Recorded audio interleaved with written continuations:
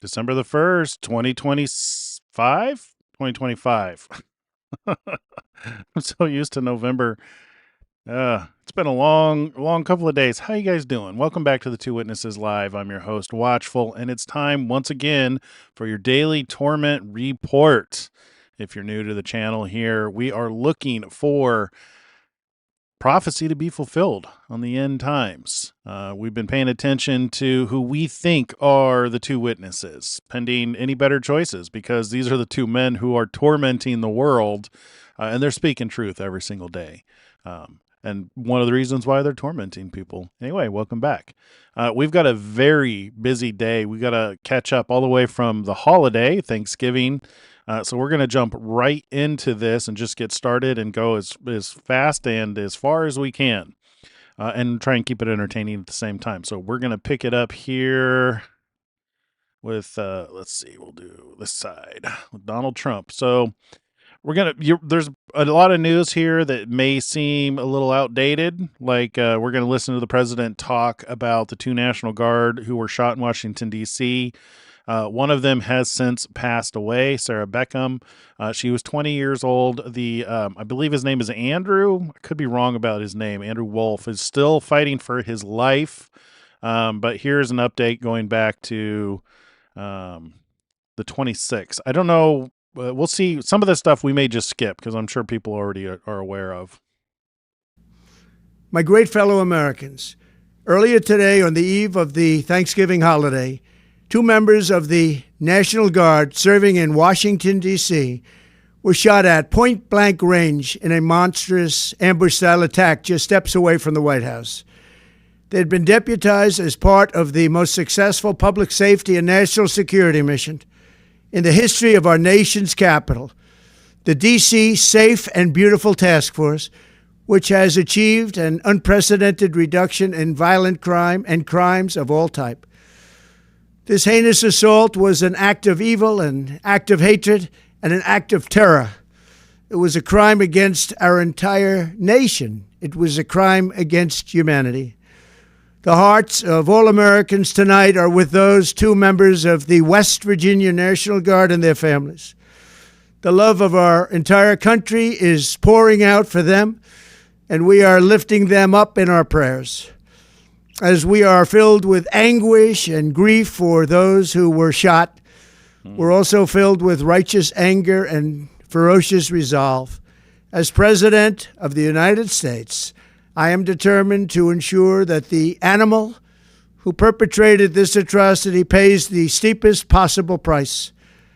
I can report tonight that based on the best available information, the Department of Homeland Security is confident that the suspect in custody is a foreigner who entered our country from Afghanistan, a hellhole on earth.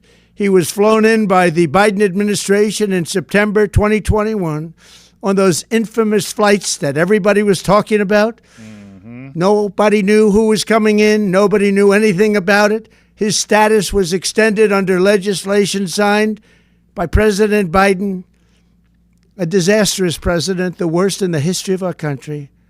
This attack underscores the single greatest national security threat facing our nation. The last administration let in 20 million unknown and unvetted foreigners from all over the world, from places that you don't want to even know about. No country can tolerate such a risk to our very survival. An example is Minnesota, where hundreds of thousands of Somalians are ripping off our country and ripping apart that once great state. Billions of dollars are lost, and gangs of Somalians come from a country that doesn't even have a government, no laws, no water, no military, no nothing. As their representatives in our country preach to us about our Constitution and how our country is no good. We're not going to put up with these kind of assaults on law and order by people who shouldn't even be in our country. We must now re-examine every single alien who has entered our country from Afghanistan under Biden, and we must take all necessary measures to ensure the removal of any alien from any country who does not belong here or add benefit to our country. If they can't love our country, we don't want them. America will never bend and never yield in the face of terror. And at the same time, we will not be deterred from the mission these service members were so nobly fulfilling. That is why tonight I can announce that I have directed the Department of War to mobilize an additional 500 troops to help protect our capital city. We will make America totally safe again, and we will bring the perpetrator of this barbaric attack to swift and certain justice if the bullets going in the opposite direction haven't already done that. During this time of the year, when we gather at home with loved ones, these two patriots were wearing the uniform of our country, patrolling the streets of our capital. They had taken a selfless oath to defend our nation against all enemies, foreign and domestic, and that is exactly what they were doing when they were gunned down in a savage attack. I want to express my extraordinary gratitude to every member of the United States military who is deployed tonight, at home and abroad. I also want to thank the Secret Service and the D.C. Metropolitan Police Department for their work today. This Thanksgiving, I ask every family to say a prayer for the two great heroes who were so horribly shot, and for their loved ones. Please say a prayer. May God bless them and comfort them, and may God bless and protect the United States of America. Thank you and good night. Yeah, that was kind of long, but it kind of sets the context for how a lot of the stuff that he posts next for the weekend, just so we're aware of everything. I don't like dwelling on this stuff, but it's good to be aware of what's going on, because this is a pivotal moment, because my understanding from the things that I've seen and heard is this really pissed him off. So I think it's important that we know, starting with his statement, where that all started. So very sad to hear that the highly respected and beloved professional golfer Fuzzy Zoeller has passed away. In 1979, Fuzzy won the Masters tournament, only one of three to win in this first appearance. And in 1984, he won the U.S. Open at Winged Foot Golf Club and famously waved the white towel on the 18th hole as he went on to beat Greg Norman in an 18-hole playoff. A truly remarkable person and player. He will be missed. I don't play golf, so that doesn't really affect me, but if those of you who play golf know who he's referring to, my condolences. All right, so this is one of the reasons why I wanted to play that video. So if you remember, when Biden took office, one of the first things that he did was to withdraw the United States from Afghanistan, and they were packing the planes with anybody, and it has since come out. There's I don't know if we'll see it in their posts, but it has since come out that they did not care to vet who was on these planes.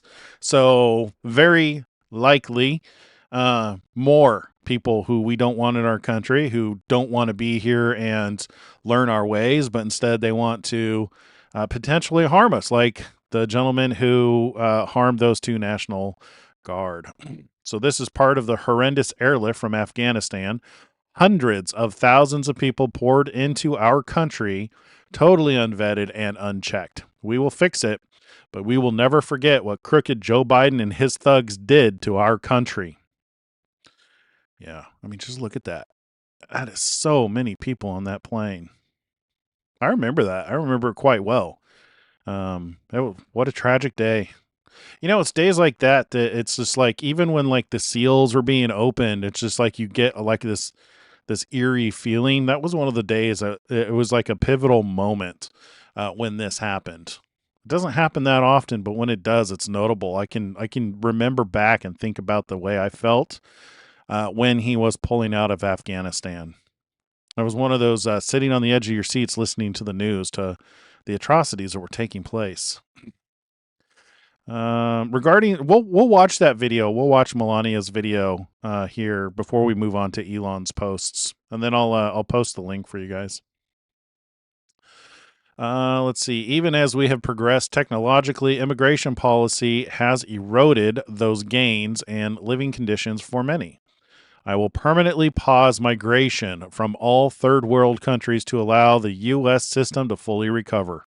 Terminate all of the millions of Biden illegal admissions, including those signed by Sleepy Joe Biden's auto pen. Oh, this is Let's read the rest of this too. Including those signed by Sleepy Joe Biden, and remove anyone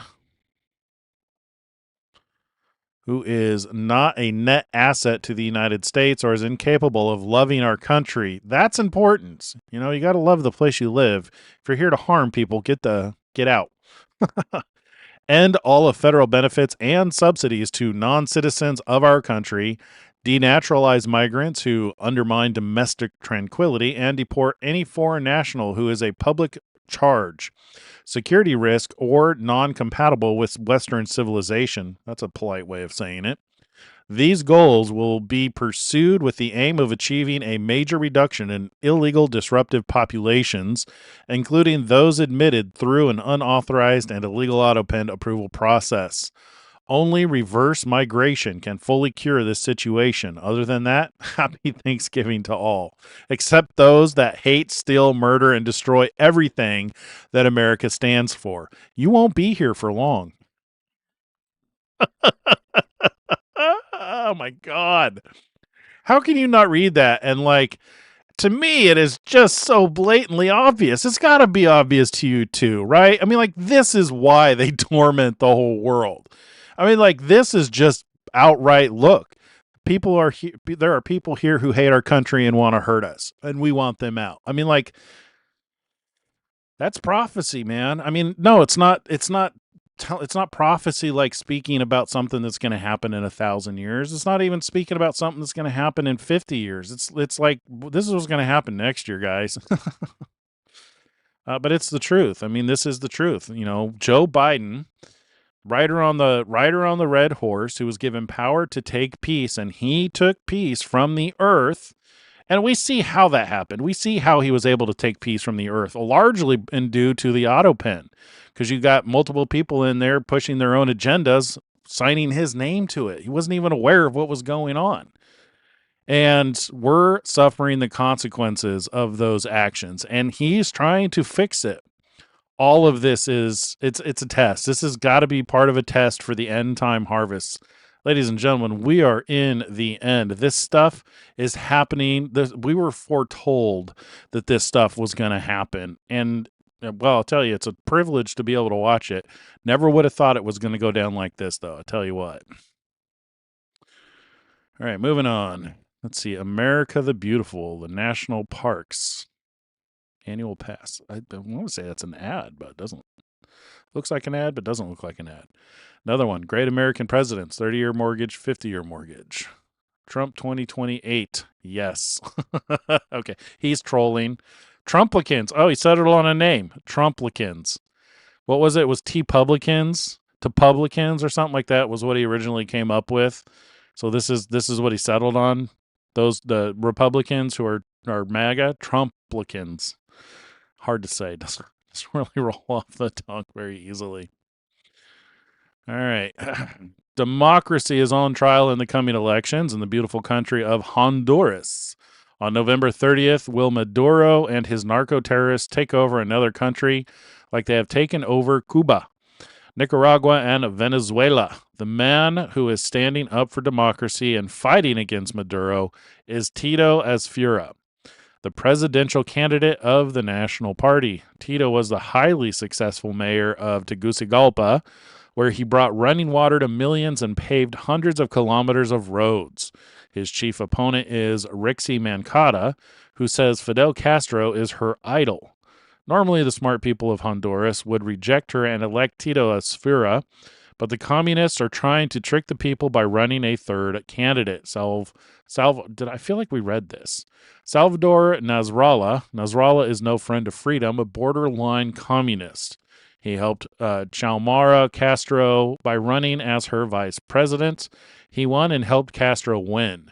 Then he resigned and is now pretending to be an anti-communist only for the purposes of splitting Asfura's vote.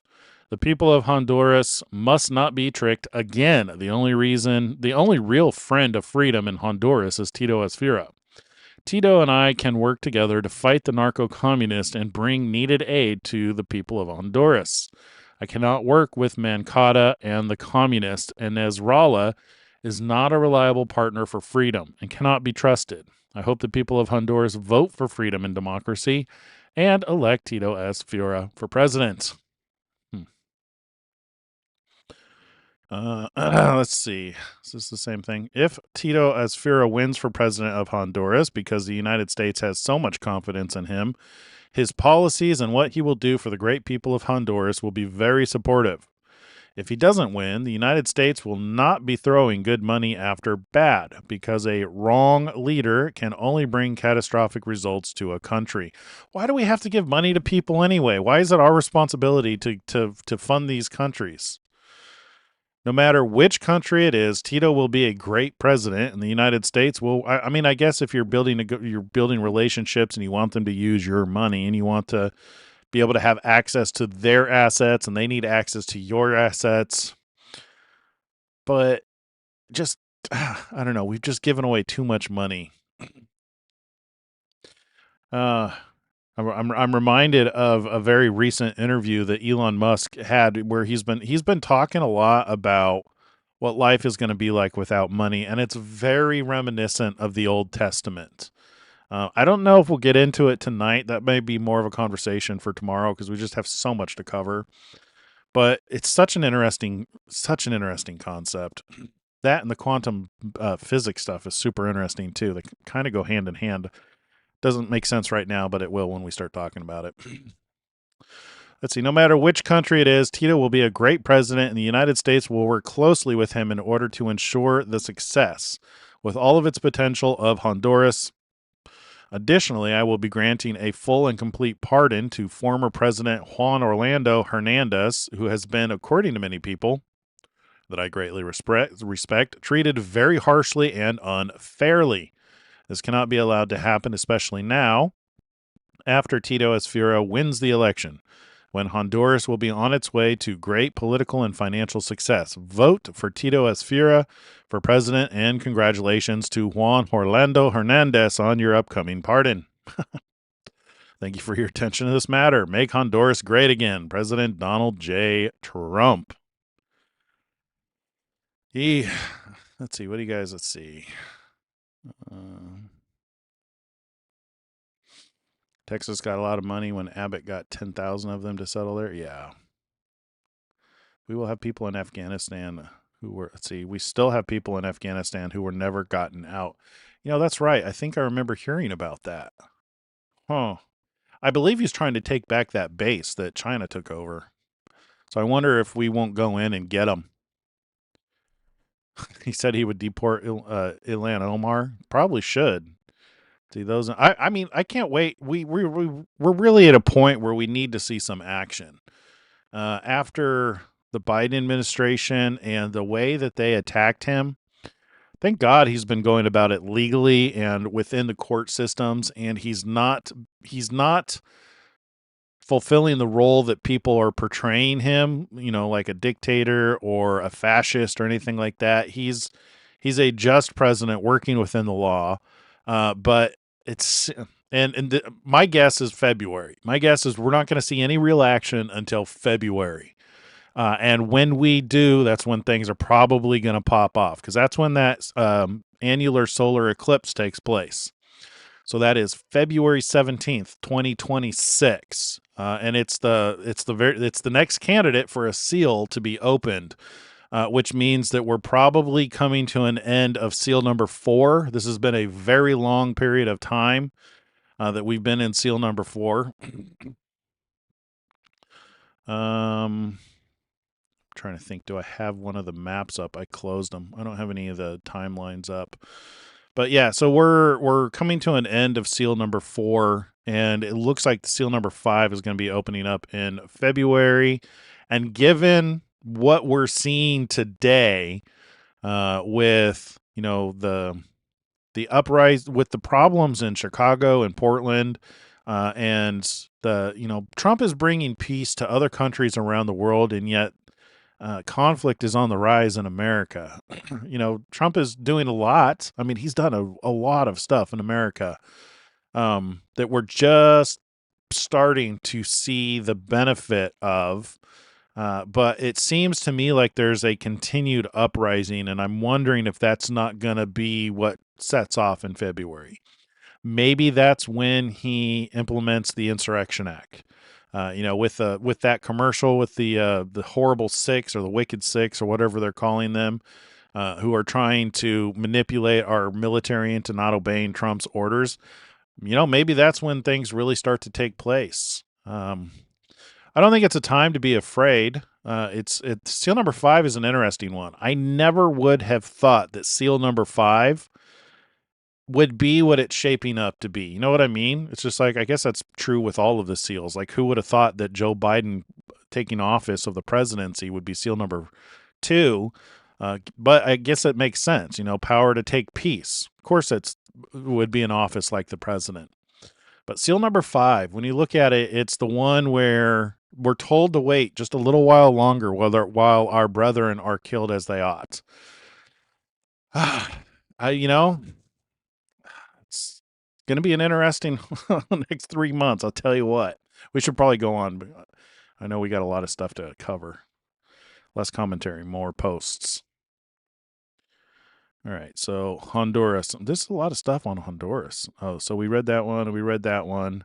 We're going to skip this. Let's see. Tariffs have made our country rich, strong, powerful, and safe. They have been successfully used by other countries against us for decades. But when it comes to tariffs, and because of what I have set in place, we have all the cards, and with a smart president, we always will. Wars have been stopped, and stronger relationships with other countries have been built, even though they are not allowed to rip off the United States anymore. The stock market and 401ks have hit an all-time high. Inflation, prices, and taxes are down. Education is being brought back to the United States, where it belongs. And our military and southern border is the strongest they have ever been. The USA is respected again. Respected like never before. All of this was brought about by strong leadership and tariffs, without which we would be a poor and pathetic laughingstock again. Evil American hating forces are fighting us at the United States Supreme Court. Pray to God that our 9 justices will show great wisdom and do the right thing for America. Absolutely. Will do, sir. Will do. Let's see. To all airlines, pilots, drug dealers, and human traffickers, please consider the airspace above this and surrounding Venezuela to be closed in its entirety. Thank you for your attention to this matter, President Donald J. Trump. I know that's been a big question for the last couple of days, is why did he make this post? I don't think we've gotten an answer to it. I could be wrong. Let's see. Because I have invoked favored nation status for the United States of America, drug prices are falling at levels never seen before. 500%, 600%, 700%, and more. No other president has been able to do this, but I have. This is also the answer to much less expensive and far better health care. Republicans, remember, this was done by us and nobody else. This is a revolution in medicine, the biggest and most important event ever. In this story, let's see, if this story is properly told, we should win the midterm elections in record numbers. I am the affordability president. Talk loudly and proudly, President DJT. Okay.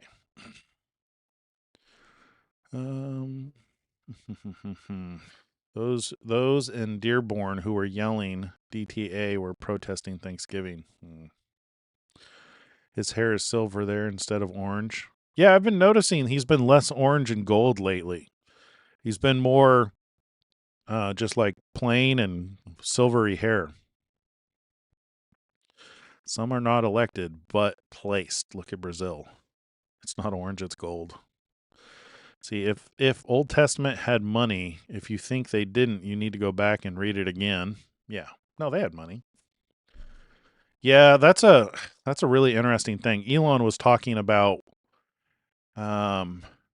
he's been talking about this in interviews quite a lot lately about I guess it started with the shareholders meeting where he was talking about the path to sustainable abundance. The only way that he can think of a path to sustainable abundance is with AI and robotics, because you need something. And this is from him, right? I'm not saying that I necessarily agree with this, but from his perspective, his opinion is that in order to solve the problem of scarcity and abundance, you need solutions, right? So you need something to produce the thing that people produce the things that people want.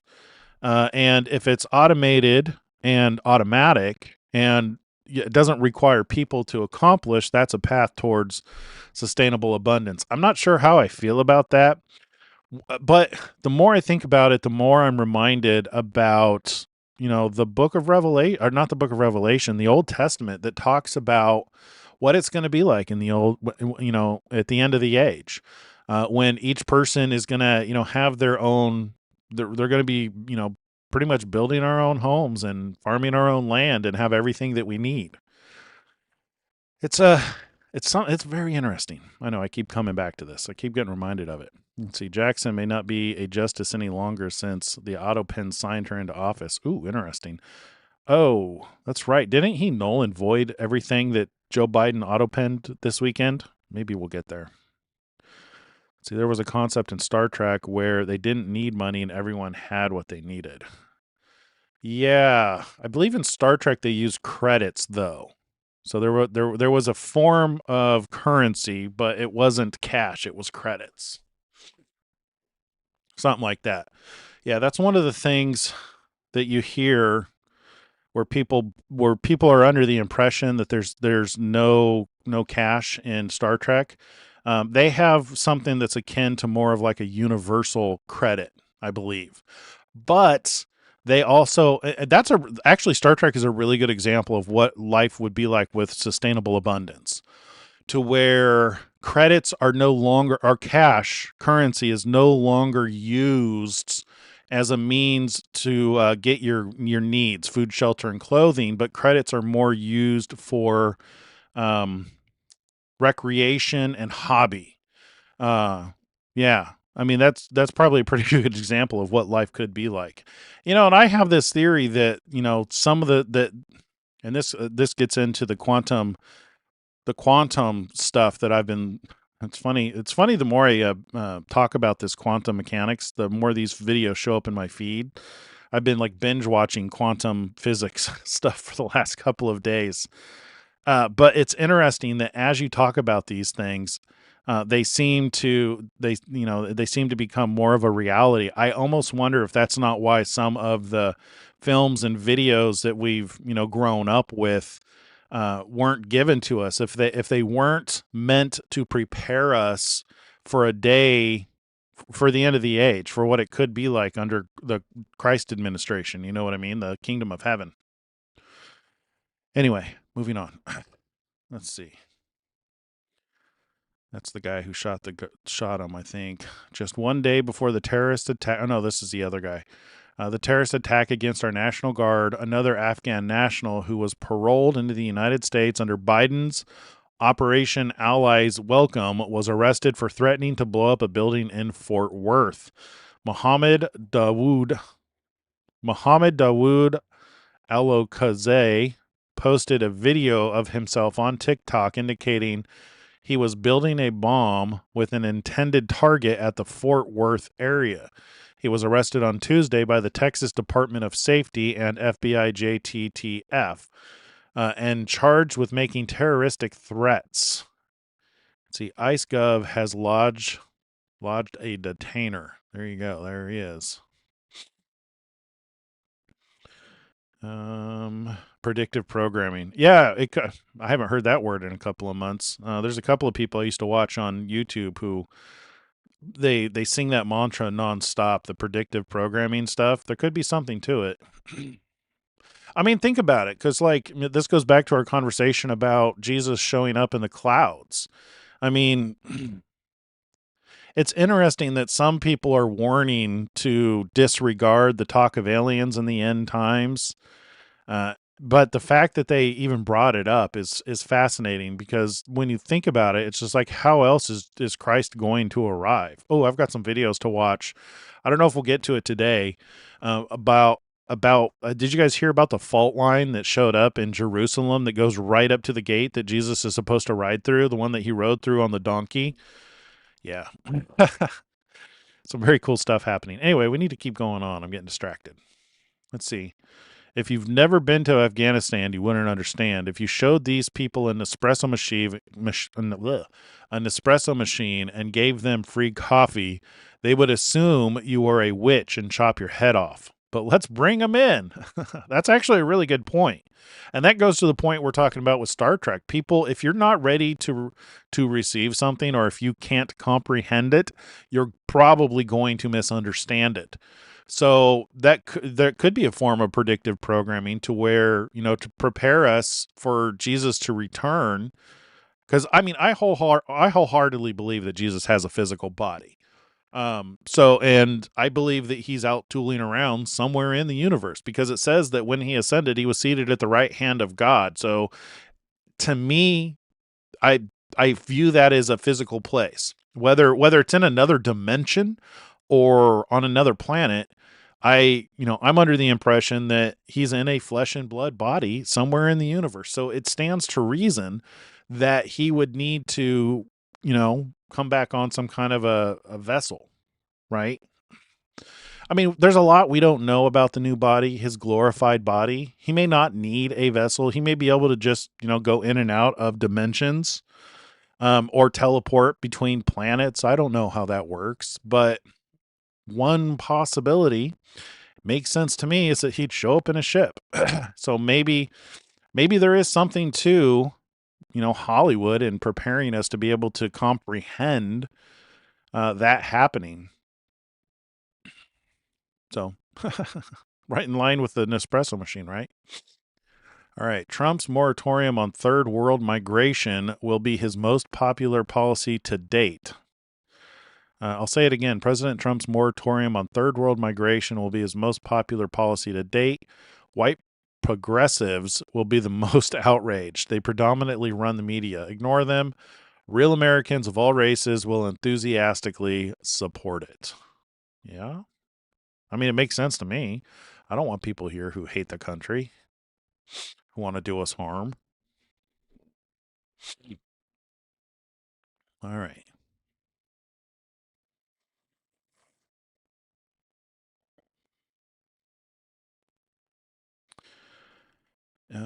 Surveillance cameras are coming in full swing. Yes, they are.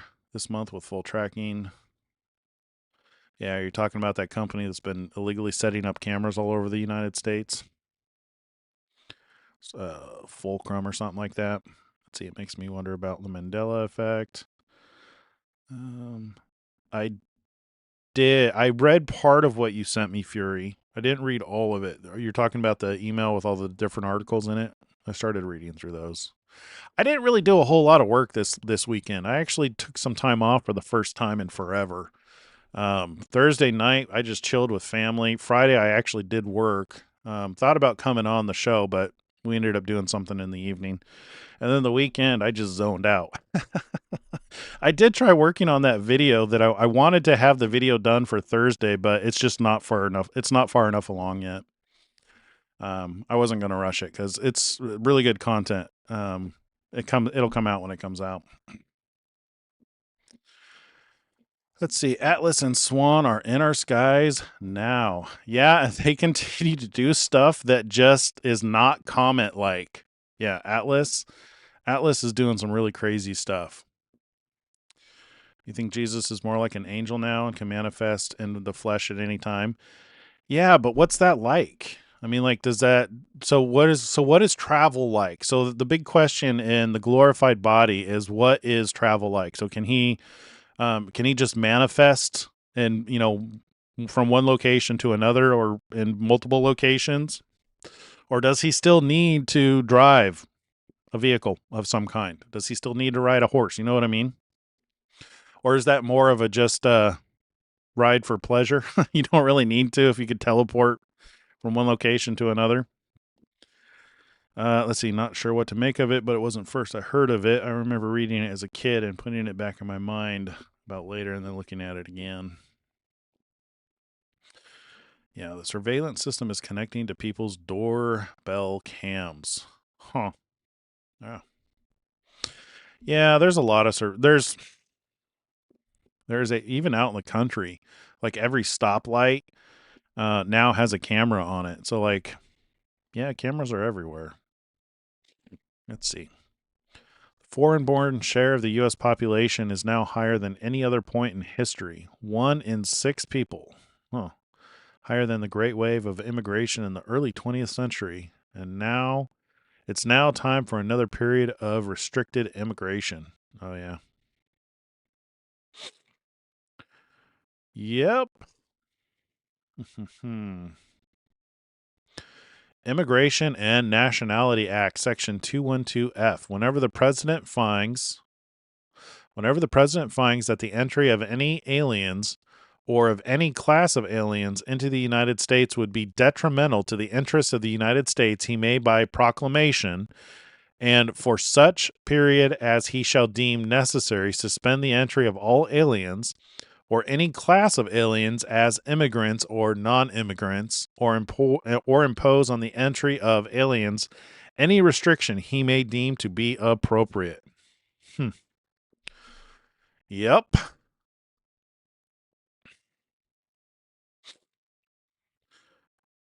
I wish I knew who these people were. I know him. He looks kind of familiar. I think he's probably a professional golfer.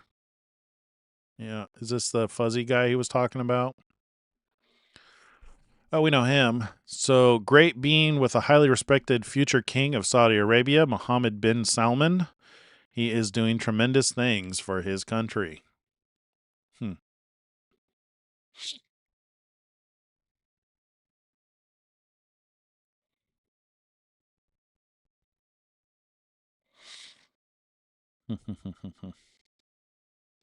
Look, she wore a dress to match the flag.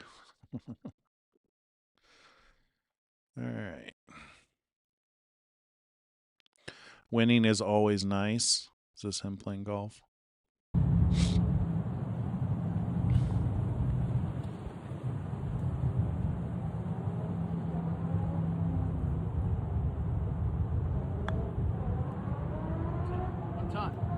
Dang, dude. We got it on video. We got it on. Yeah. Busy guy. Trump bump. Black Friday spending soars as 2025 poised to be the first $250 billion season. Really? We didn't really do any Black Friday shopping. Must be an online thing because the stores were like really empty this year. Ambush of National Guard near the White House tied to bungled Biden vetting of Afghanistan. Yeah. Defining moment. How Trump broke down walls to get Ukraine and Russia to a peace framework. We're not gonna read these articles. We have too much to get through. Netanyahu lauds Trump's decision to list Muslim Brotherhood as a terror organization. Yeah, the U.S. president is reportedly considering designating the group as a foreign terrorist organization. He should. Trump tells Just the News he will designate Muslim Brotherhood as a terrorist organization. See, massive fraud by Somali immigrants in Minnesota hands GOP political hammer against liberal programs. Political commentator Deborah Lee was great on Fox and Friends this morning, working with wonderful Charlie Hurt. There was fantastic energy and wisdom. Fantastic show. Crooked Joe Biden, Mayorkas, and so-called borders arc. Kamala Harris really screwed our country by letting anyone and everyone come in totally unchecked and unvetted. Indeed, they did. That is an ad. See, I'm asking all America First patriots in Tennessee's 7th congressional district who haven't voted yet to please get out and vote on Election Day. Tuesday, December 2nd, so that's tomorrow, for a phenomenal candidate, Matt Van Epps. Matt is fighting against a woman who hates Christianity, will take away your guns, wants open borders, transgender for everybody, men and women's sports, and openly disdains country music. She said all of these things precisely and without question. It is on tape. Do not take this race for granted. The radical left Democrats are spending a fortune to beat one of the best candidates we've ever had, Matt Van Epps. You can win this election for Matt. Get out and vote for Matt Van Epps, who has my complete and total endorsement. He will never let you down.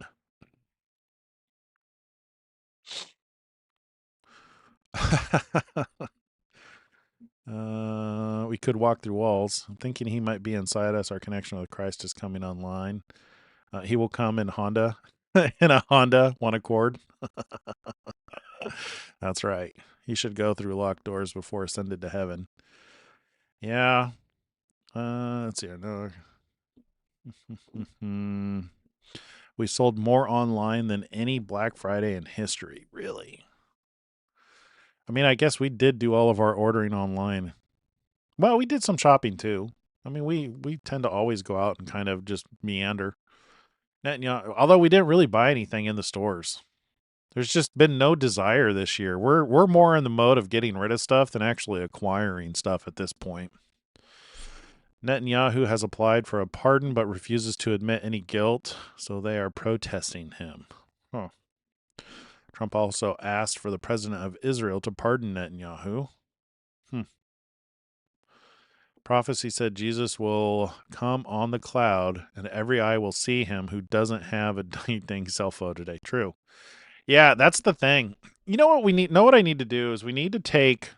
So if any of these things on the timeline are correct, we should have information to be able to start inferring what things mean.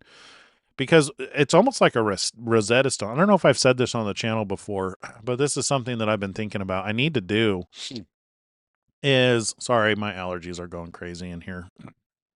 Weather change does that to me. What was I saying? Yeah, reverse engineering the prophecies. So with prophecies being fulfilled and we can start to like nail down what things actually meant, it should be able to inform us what other hidden mysteries there are in the scripture.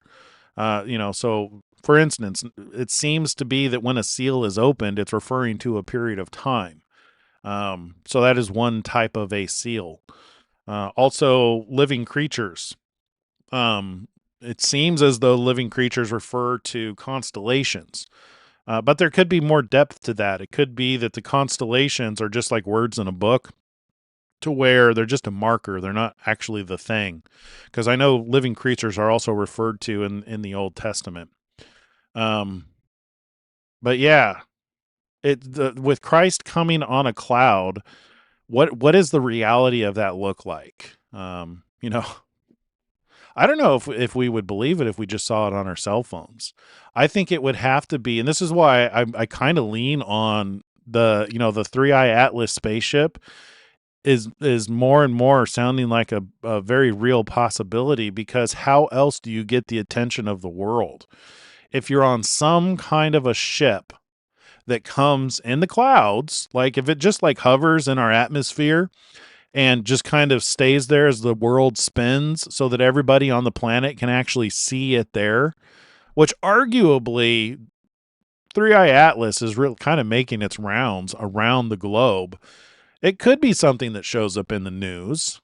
And that could be why people are fighting against it. Sure as heck would explain why the Vatican has it's spent so much bloody money on telescopes.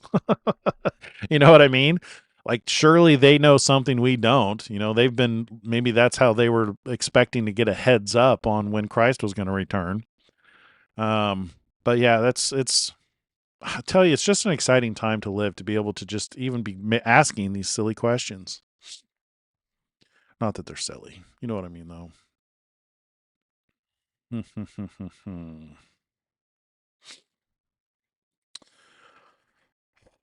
Let's see.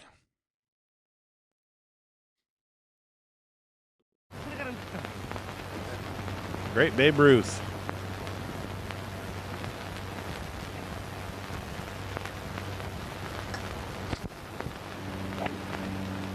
right, Smithy here. Go ahead. Thank you. Sanctions coming in. Next.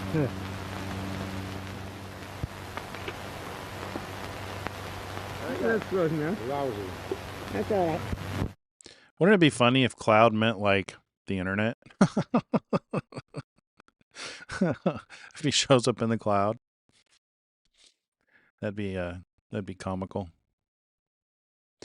See, we've got to get the bad people out of our country and fast. What the Biden administration and a rigged election did to the United States of America must never be forgotten. Make America great again. Let's see, to the great people of Tennessee's 7th District who gave me record-setting wins in each of 3 elections, I'm asking you to get out and vote for Matt Van Epps. He will be a great congressman, and unlike his opponent, he cherishes Christianity and country music. She hates them both. This is a very political election. The whole world is watching. Make America great again. Oh, man. I can't tell you. Trump is just such a bull in a china shop. I mean, like, I honestly never thought I would find so much joy in a president. Just the stuff he says. Oh my. Let's see. Presidential boss in 50 years. But something which no other president was equipped to do. But I am. And as long as we are going to do it, we are going to do it right. It will be a magnificent addition to the White House, the most important since the building of the West Wing. Senator Kelly, we owe President Trump an apology. Hi, Leo Terrell here, big time Trump supporter. I hope you had a great Thanksgiving holiday. I had no intention on doing a video today, but I just saw Dana Bash on CNN interviewing Senator Idiot Mark Kelly, and I'm upset. Mark Kelly went on national TV and said that President Trump doesn't want brown people coming to this country. That is a lie. There are no facts to prove that idiotic statement, and Dana Bash did not push back. Where's the evidence? You know, Dana Bash is the journalist who claimed that the riot in LA several months ago wasn't a real riot. Mark Kelly lied when he made the statement that President Trump doesn't want brown people in this country. In my opinion, that sounds like defamation. And what is idiotic is that this went on national news and there's no pushback. Well, I'm pushing back. The Democrats will lie on President Trump. They have Trump deranged syndrome, watching CNN, MSNBC, Washington Post, New York Times. They hate Trump, the most successful president in our lifetime, and they hate him, and they will lie. Mark Kelly, you owe President Trump an apology right now. Where's the evidence? God bless America. God bless President Trump, and God bless you.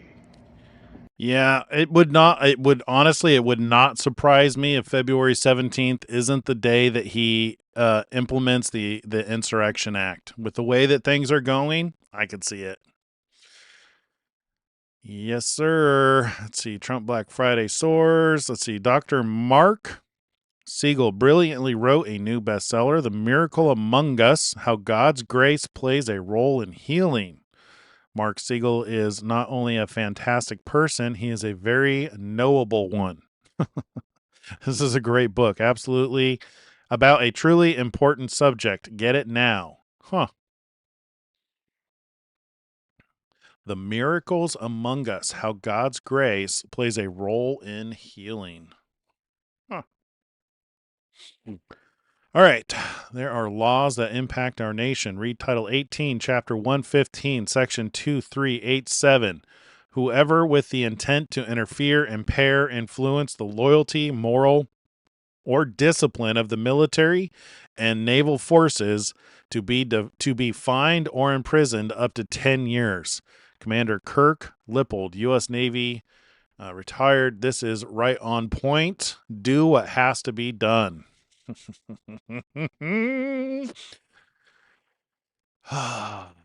Yeah. Do what has to be done. 100%. Let's see. 20 years ago, if you said cloud, you'd think of sky, but today it has a new meaning. You know what's interesting about that go-kart? Now, if we're right about the book of Revelation, and God would have known that we were going to have computers, which obviously he did, right? God obviously knew, but it blows my mind that, so when you read Revelation 4, and I think I have this queued up.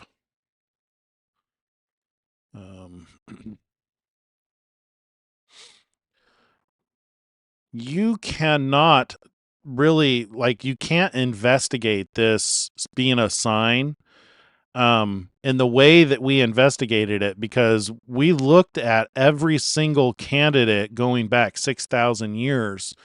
You can't do that without a computer. I mean, you probably could with, it's so mathematical, you may be able to do it with rudimentary mathematics, but it's so much easier with a computer. But like this, though, like how else do you get the perspective of looking down at the earth in order to be able to see the four living creatures in the corners? The only way I can think that's possible is with computers. So to your point about like cloud having a completely different meaning now than it did back when this was written, is it's entirely possible that that might be why the wording was chosen to where it hid the meaning of it, because God would have known the meaning would change at the time these things were fulfilled. That's something that just boggles my mind every time something new happens, and it's just like, oh, that wasn't what I expected, which is one of the things that points to, people who think they interpreted the meaning of something 40 years before it ever happened, completely blinds them to the fact of prophecy being fulfilled a lot of the times. I believe that's one of the reasons so many of the Pharisees had no idea who Jesus was. They had no idea who the Messiah was, because they were so convinced they were right about prophecies that he did not fit their framework of what their interpretation was. I think we're seeing exactly the same thing in our day and age, to where there's people who have this framework of expectation for what's going to happen at the end of the age, to where it completely blinds them to the fact that like we could be in seal number 4. There are people who will absolutely not accept that we're currently in seal number 4, because their opinion is seal number 1 is the revealing of the Antichrist. You know what I mean?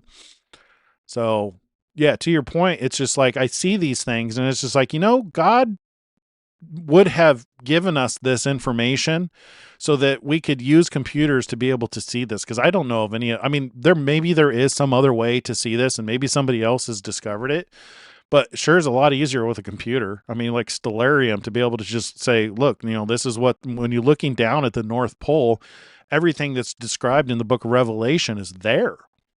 Could it potentially be the fulfillment of that? It's mind-boggling that God hid the information until we had technology. Like the people who made the program Stellarium or any of these star programs, it's just like it all culminated at this perfect moment in time where we would have not only the computer capability, the monitors to display it, but also the software to actually render the images. It's mind-boggling to me when I think about it. All right. The United States is very satisfied with the results displayed through hard work and determination in the country of Syria. We are doing everything within our power to make sure the government of Syria continues to do what was intended, which is substantial, in order to build a true and prosperous country. One of the things that has helped them greatly was my termination of very strong and biting sanctions. I believe this was truly appreciated by Syria, its leadership, and its people. It is very important that Israel maintain a strong and true dialogue with Syria. and that nothing takes place that will interfere with Syria's evolution into a prosperous state. The new president of Syria, Ahmed al-Sharaa, is working diligently to make sure good things happen, and that both Syria and Israel will have a long and prosperous relationship together. This is a historic opportunity and adds to the success already attained for peace in the Middle East. I don't know what to think about that, but other than yay, because it's like we know in the end the whole world comes against Israel. So I'm skeptical about this, if you know what I mean. All right, let's move on. I mean, like, he's the president. His objective is to bring peace. So it's just like I can't really say anything against that post, but I'm skeptical on if it will actually happen. What happened? Where did we go? That's an ad. Let's see. There are laws that impact our. Okay, we already read that. Okay, I guess we're here. First Lady giving Christmas salutations at the White House.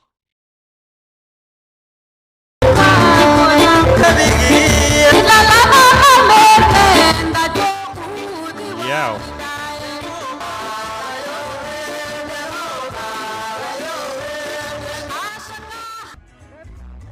What is this?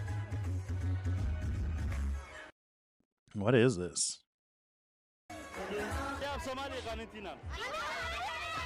Rare Foundation.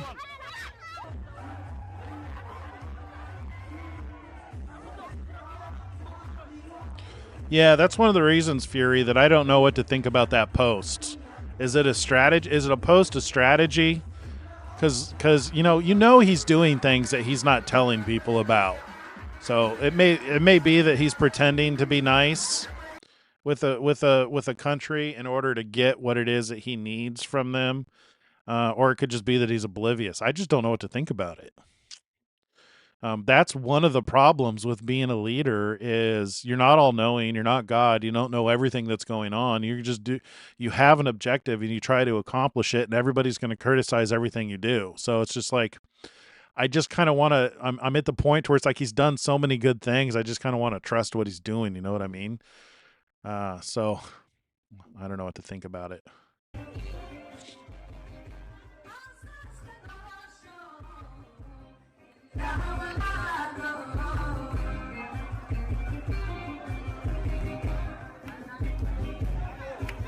I don't know what this is. He posted it twice. Oh, Somali state of, let's see. Nope, that's a different post. Same thing. He posted it twice, though.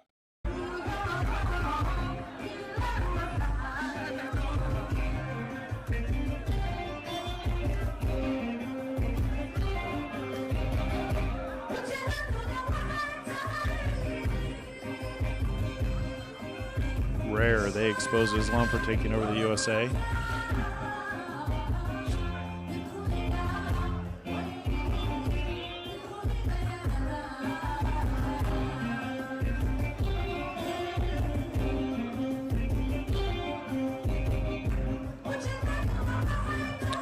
Yeah, that's the thing. It's just like I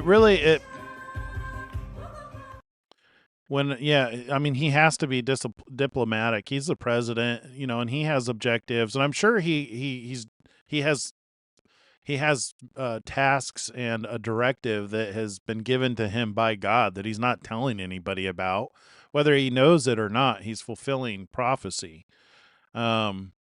So it's just like when I think of that, I think it's Romans 12 where it says, "Obey them that have the rule over you and submit yourselves, for they watch for your souls that they may do it with joy and not with grief, for that is unprofitable for you." So there is scriptural basis for following leaders, whether you agree with them or not, just because you don't know what God has given them to do. You may be arguing against something that a leader is doing because according to, your logic, your senses, you may not think that it's important, but they're ordained of God to do a mission, and we have a responsibility to follow them. The same thing was true with Biden. the Biden administration had to happen. It was written about 2,000 years ago. So it's just like, you can either fight God because you don't agree with what's going on, or you can be supportive and just trust. And that's really what a lot of what Jesus taught us is even he did things that he didn't agree with. I mean, how many times did he go in the garden and pray? At least once, let this cup pass from me. But I imagine that there were a lot of times where he was just like, "Why, Father? Why do I have to do this? Please, let there be another. Let there be something else."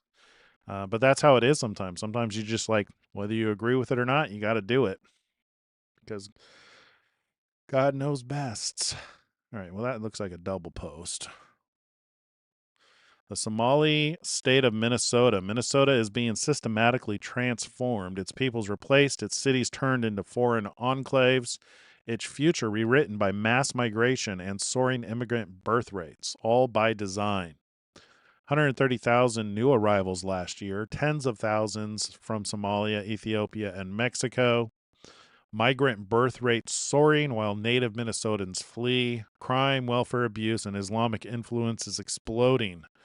Minneapolis already holds the largest Somali population in the U.S., a hub for Sharia push and radical recruitment. You can see it on display at the Somali Culture and Music Night held this weekend. And now Omar Fatih, a Somali American Muslim and Democratic Socialist, is poised to take City Hall as the next mayor of Minneapolis. This isn't assimilation, it's colonization. Is that what this is? Is that what he's referring to? Is this the Somali thing? Is that the festival?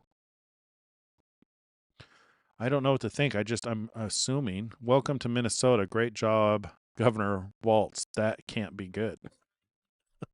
is is that what he's saying here? Is he showing that like they're taking over? I don't know what to think. Yep, exactly. Go kart Bob. Do not fear the things that are coming on the world. That's exactly right. Just be in awe of watching them. Just sit back and enjoy the show.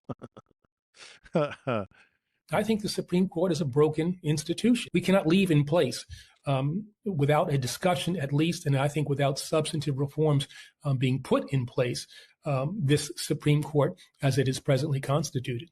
If there is a Democratic trifecta in 2028, Supreme Court reform is something that has to be considered. Potentially expanding the court is something I think that also should be considered. I don't know. I think it's fine just the way it is right now. That's something that's a miracle. Remember when Trump was when he appointed, or not appointed, when he nominated Kavanaugh and Jane, I can't remember her name, Barrett. We'll just go with Barrett.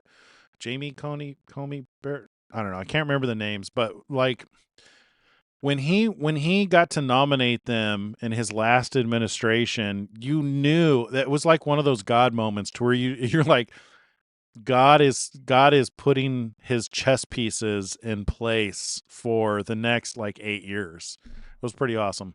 I don't have any complaints about the Supreme Court right now.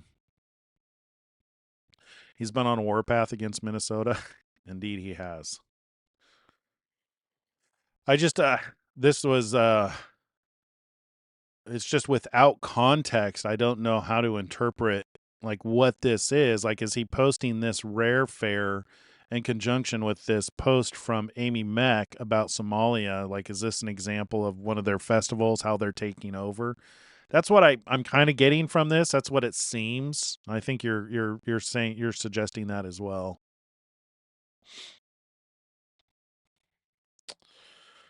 All right. Obama sycophant, the former Attorney General of the United States who did so much to hurt our country and who weaponized the Obama administration against the Republican Party and me, Eric Holder, known as Fast and Furious, just gave a speech where he emphatically stated above all else that Democrats will pack the Supreme Court of the United States if they get a chance. The word is he wants 21 radical left activist judges, not being satisfied with the heretofore 15 that they were seeking. It will be 21. They will destroy our Constitution, and there's not a thing that the Republicans can do about it unless we terminate the filibuster. Ooh, I haven't heard him say that in a while. You know, this reminds me of the dragon. Is it the beast from the bottomless pit who rises up against the two witnesses? That's what I'm thinking the whole time I'm reading this. 21, like what he's describing sounds like the beast from the bottomless pit. Unless we terminate the filibuster, which will lead to an easy win of the midterms and an even easier win in the presidential election of 2028.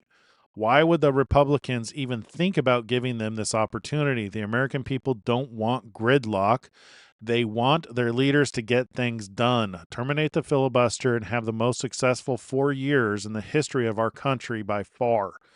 With not even the hint of a shutdown of our great nation on January 30th. Oh, I forgot about that. That's coming up so quickly. Indeed. Another shutdown. Yippee. Just when we started to recover from the last shutdown. Get out and vote if you're in Tennessee. Mark Kelly and the group of unpatriotic politicians were wrong to do what they did, and they know it. I hope the people looking at them are not duped into thinking that it's okay to openly and freely get others to disobey the President of the United States. I agree 100%. Like, that was uncalled for, out of order, and they should be in jail or worse. We need to see justice in this regard. Everybody knows what they were doing. And they're, like I said, it seems very likely like we're heading towards sedition. We're heading towards the Insurrection Act. It would not surprise me if that's what happens in February 17th, 2026. Mark your calendars. Something's going to happen on that day. I don't know what it is, but based on the way things are going, I'm suspicious that it's going to be the day that he implements the Insurrection Act. Yep, the start of a new period of time in the end age. A new period of time for us to watch. Let's see. This is an ad. It's a great job by Jim Hansen, former U.S. Army Special Forces, on Jesse Watters tonight. Really strong and knowledgeable on war against drugs. Let's see. Secretary Kristi Noem. I just met with the president. I am recommending a full travel ban on every damn country that's been flooding our nation with killers, leeches, and entitlement junkies. Our forefathers built this nation on blood, sweat, and the unyielding love of freedom, not for foreign invaders to slaughter our heroes, suck dry our hard-earned tax dollars, or snatch the benefits owed to Americans. We don't want them. Not one. Agreed. Go get out and vote. And that's the last thing that he had to say. And as I promised, let's go find the video here from Melania.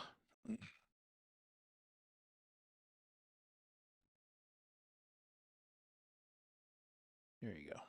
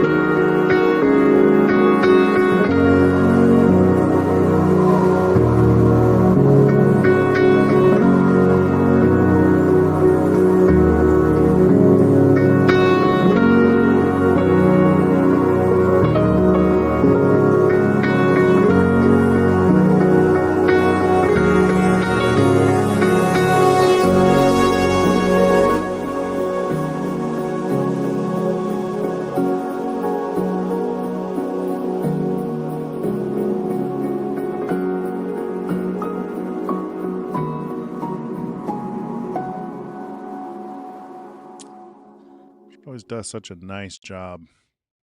It is so nice.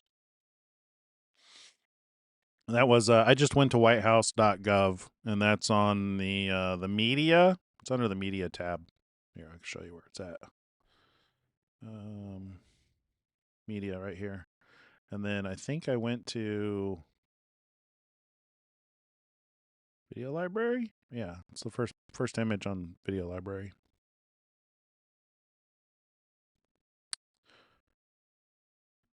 All right, let's move on to Elon Musk. I think we're all cut up on chat.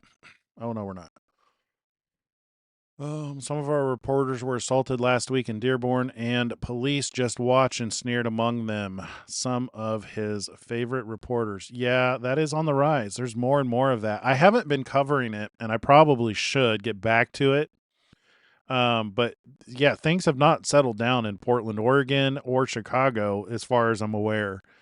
Things are continually being a problem. Yeah.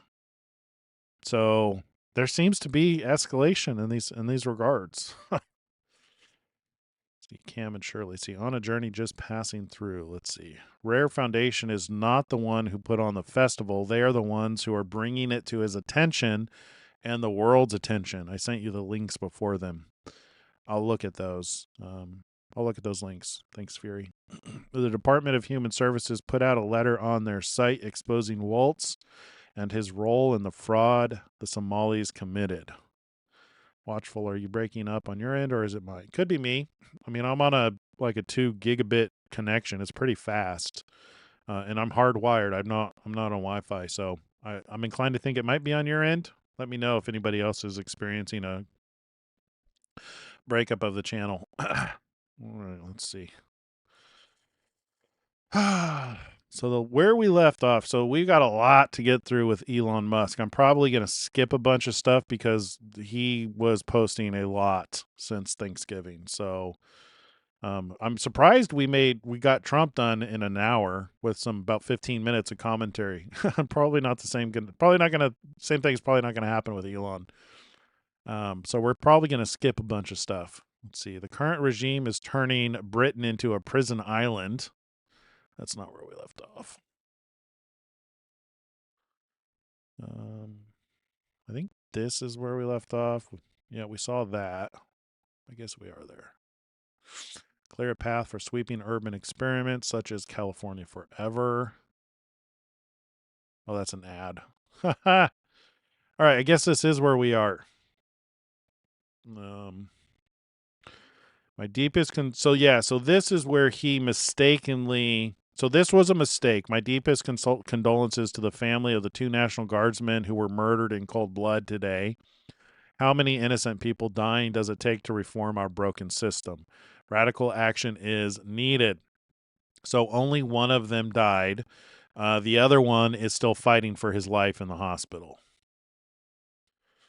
America is under attack from within. The greatest threats against our country are not coming from a foreign land. They're coming from from inside our own borders.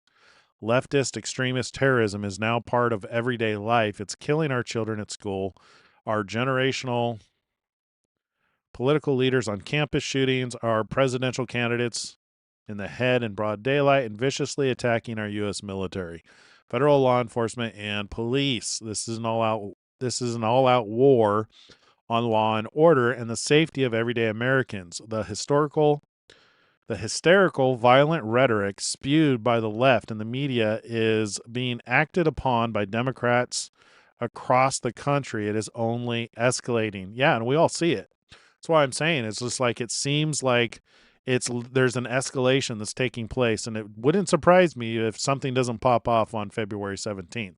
There's an eclipse on that day. And on that particular type of an eclipse, it's an annular solar eclipse. And that particular eclipse is the one that happens when the seals were open. So it seems to me, and it fits the pattern perfectly, which it's interesting because it may indicate that seal number 6 happens way earlier than I was expecting it. I wasn't expecting seal number 6 until 2028.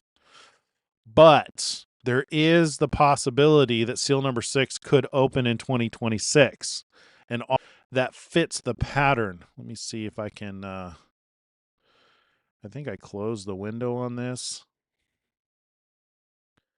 Hang on a minute. Let me see if I can find this real quick.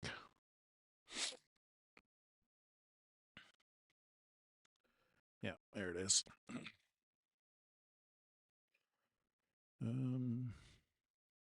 Yeah. So I know it's a little crunched. Can I move this? No. I made this a while ago. I don't remember how it works. It's a very simple page. Yeah, so you can see seal number 1, seal number 2, seal number 3, seal number 4, which you had, so 856 days between seal number 3 and the middle of seal number 4, and then 856 days until here. So this is February 17th, 2026, and this is August 2026. Is there a way for me to show this a bigger? I can't shrink this.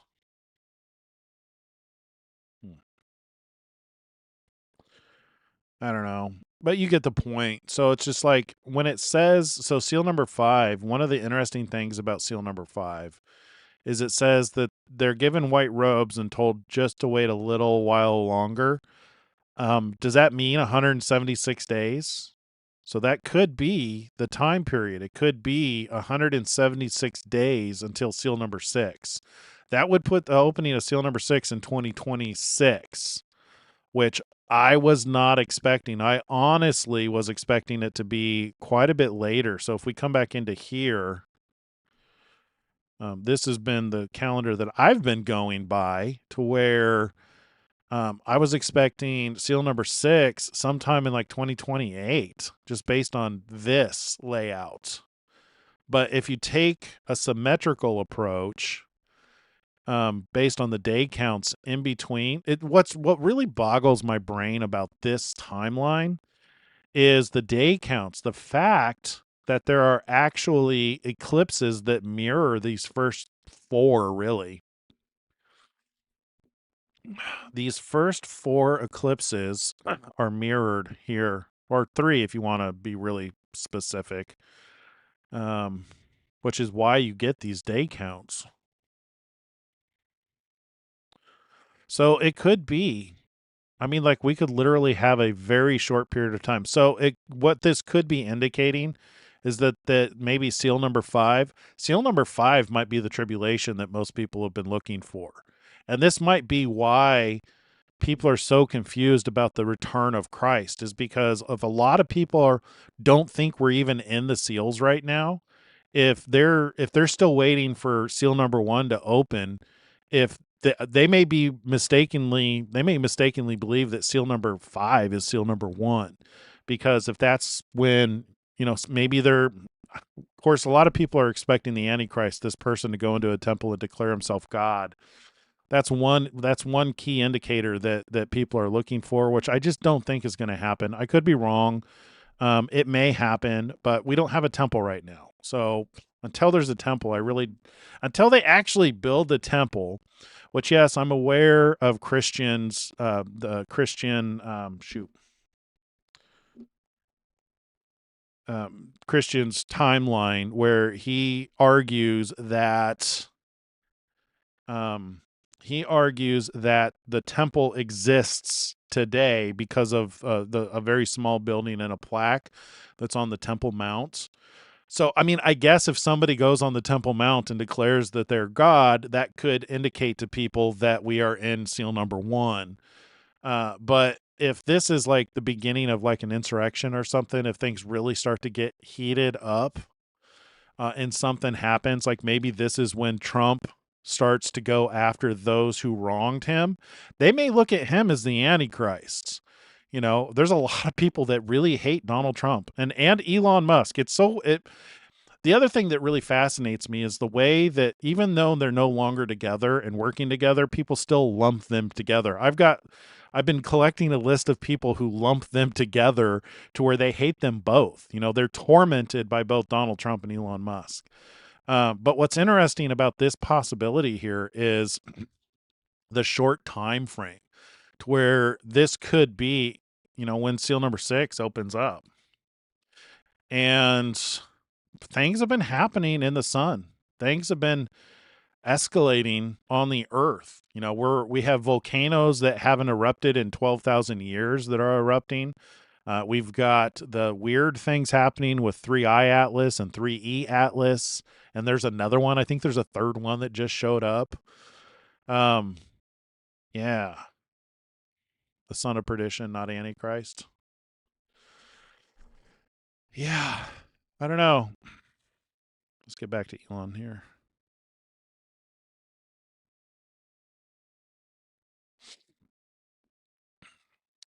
Seditious 6. Let's see. This is an all-out war on law, order, and safety of everyday Americans. The historical violent rhetoric spewed by the left and the media is being acted upon by Democrats across the country. It is only escalating, indeed. And then he's got a list of the escalations. Breaking: 2 members of National Guard have been shot in Washington, D.C. near the White House. Conditions are currently unknown. Well, we know what they are now. They don't kill you because you're a Nazi. They call you a Nazi so that they can kill you. And Elon Musk said exactly. So he reposted that, and he's agreeing with it. We shouldn't swap the words son of perdition and antichrist. Oh, I agree. I'm not going to give that speech. Have you heard me give my speech on son of perdition and antichrist? I'm about to do another video on it. I think, you know what I'm going to do with these videos, just because it's taken me so bloody long to generate all the visual imagery. I think what I might do is do an audio version and add in the illustrations later, because I have so much to catch up on. Like, so we need to update the timeline, because I have a couple of timeline videos, but they, like, none of them have that symmetrical timeline that I just showed you. I need to update the timeline to include that information. What else do I need to do? I need I'm currently working on one that explains why the blood sacrifice was necessary. Also doing one on the 2 witnesses, and then also I need to do one on the Antichrist. I've got at least those videos that I've got a bunch of information that is, I kind of need to repackage and put it out into another video. But yeah, you're right. Son of perdition and it is not the Antichrist, unless you're. I won't go down this rabbit hole. There is one possibility where the son of perdition could be the spirit of Antichrist, but we won't go down that path right now. I'll leave you wanting more for that video. All right, 62% of Somali men in Denmark are convicted of a violent crime by the age of 30. Absolutely insane. A randomly selected, I think we read this. Yeah, this is old news. Falsely labeling nonviolent people as fascists or Nazis should be treated as incitement to murder. Agreed. Let's see. Elon Musk, the fundamental moral law. I think the fundamental moral flaw of the left is empathy for the criminals and not empathy for the victims. Empathy for the criminals, but not empathy for the victims. And there's been way too much of that. That needs to stop. To the President's point, there's been immense judicial overreach that is unconstitutional. That was never intended. And it's undermining the people's faith in the legal system. It needs to stop. I think the fundamental moral flaw of the left is empathy. Is it breaking up on you? Everybody's saying it's breaking up on them. Hopefully I don't have to restart the stream. Let me go over here and look at this.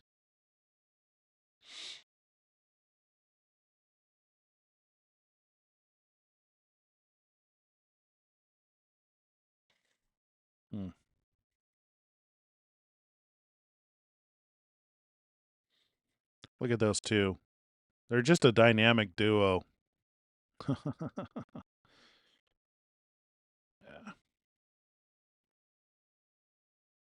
I can't tell. Looks clear on my little monitor of the video live. Is it just audio? Is it just audio that's breaking up? I could be clipping out. Here, let me lower my audio here. See if that helps. There you go. Tell me if that helps. I lowered it a little bit. All right, we gotta go through here because we're never gonna make it. We're already at an hour and a half, and we've just started Elon Musk, who has probably 2 hours worth of posts to get through. Okay, we're gonna skip Grok. We're gonna skip the ad. We're gonna skip the rockets. We're gonna skip both Jason and natural language work with Grok Imagine. We're gonna skip that.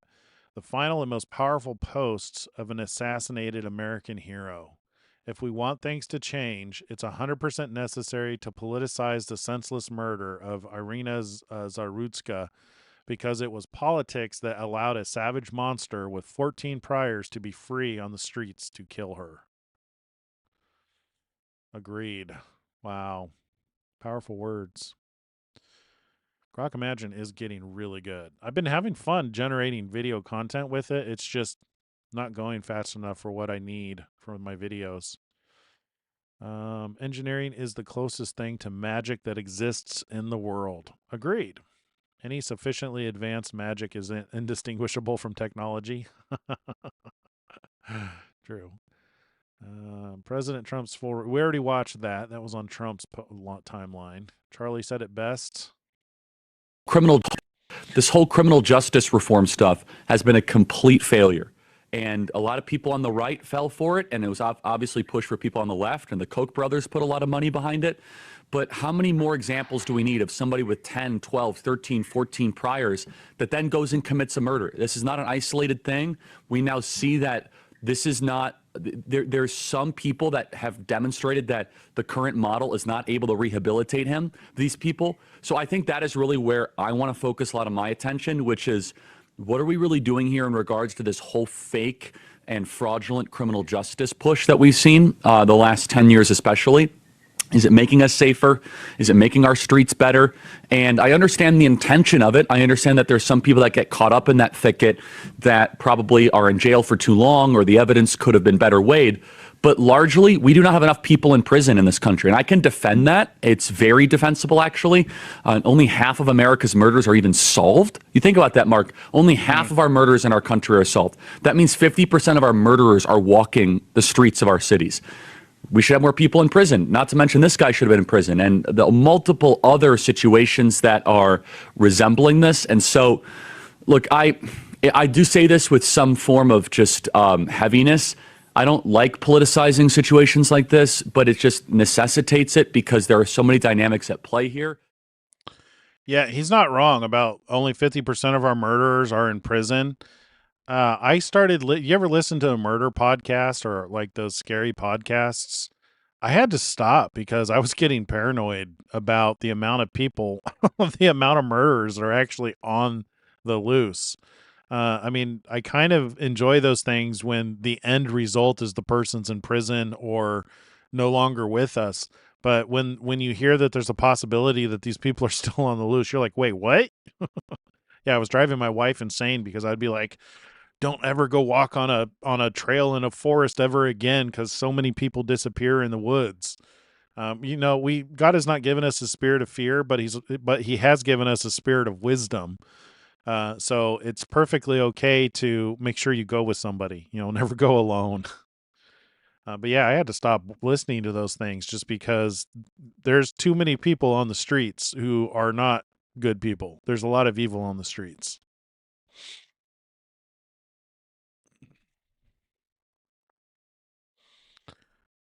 I agree with you, go kart Bob.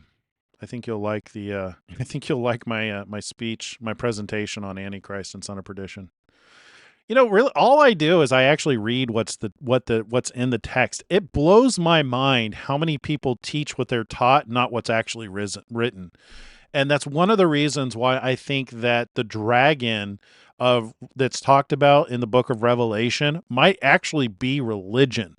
because I rack my brain over what is it that people are worshiping right now, because that's a big part of Revelation 13 with the first and the second beast, is they're worshiping the dragon, and the dragon speaks. Or you got a beast that speaks like a dragon. I'm really wondering if it's not religion, because you get this religious nature about people where they teach lies and they're so convinced about it, and it's like, wait a minute, that's not what's written in the scripture. And one of the things that I worry about with training the artificial intelligence is because, and this is something that I keep posting to Elon, I'm hoping one day he'll see my posts and respond, is, how do you know? So how do you train an AI model? Because his mission is to be extremely truth seeking. But when the majority believe a lie, how do you get it to understand that it's not true? So, yeah, it does. It says, let no man deceive you. And then they get deceived. It's kind of ironic, isn't it?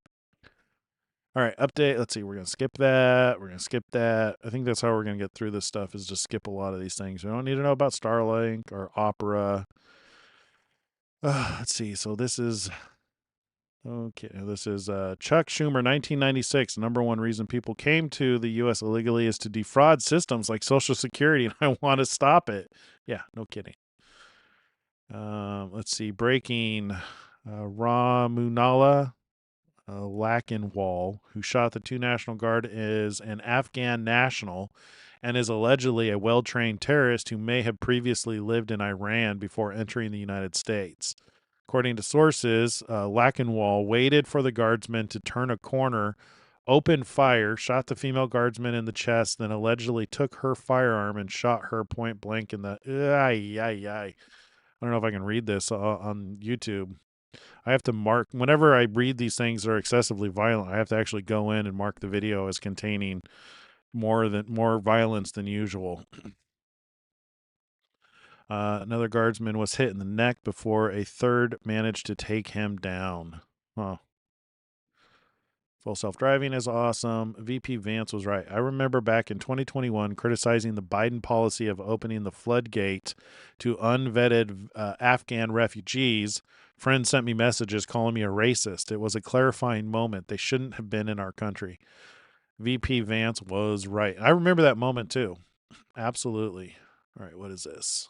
El Salvador has reduced its homicide rate by over 98% in the past 10 years. People say freedom and safety are opposing goals, but you cannot have freedom without a baseline level of security. From my speech, so this is Zuby. Who's Zuby? I don't know who this is. Let's listen a little bit. Now, it's important to understand that the biggest external barrier that used to exist in this nation has now been dealt with, and that is fear, the external fear. Now, again, coming back to the West, many of us have this idea, I hear it often, that safety and freedom are opposites, that there exists some sliding scale where you have freedom and liberty on one end, and on the other you have safety and security. Now, I can understand why people believe that, because governments, past and present, have used the ruse of safety in order to take away people's freedom and liberty. But I think the relationship between freedom and safety is far more complicated. And I think they can work in tandem. In fact, I would argue that for people in a nation to have freedom, they need to have at least a base level of safety. Because if you are afraid to go out there in the streets, if you are afraid to send your kids to school, if you're afraid to set up a business or engage in arts or culture because you could be physically hurt or even killed, if you're in the wrong place at the wrong time, then you are not a free person. So when I look at this country and I see where things are now, I'm of the opinion that the government has very much done what it is supposed to do. The government is doing what it's supposed to do. And now, it's up to the people of El Salvador, the wonderful people of El Salvador. I've met so many just positive, happy, welcoming, hospitable people both times that I've visited. And the power is now in their hands. It's in your hands to build and create. Okay? So the government will continue to secure the country and create peace and to help to create opportunities. But the government cannot do everything. And we're Bitcoiners here. We know that we don't put all the faith and trust in the government and the state, right? It's not just about the government giving people handouts or people sitting around waiting for something to magically come to them. It's up to us as individuals, as families, as communities.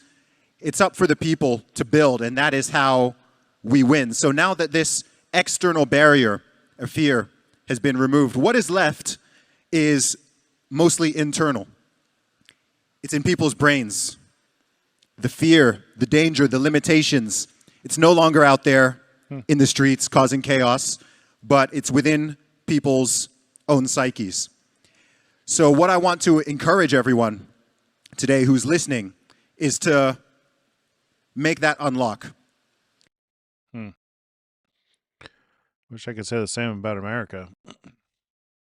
Hopefully someday. Well, obviously someday. Hopefully someday. You ever catch yourself just saying stupid stuff? I say stupid stuff too much. What is this? Let's see.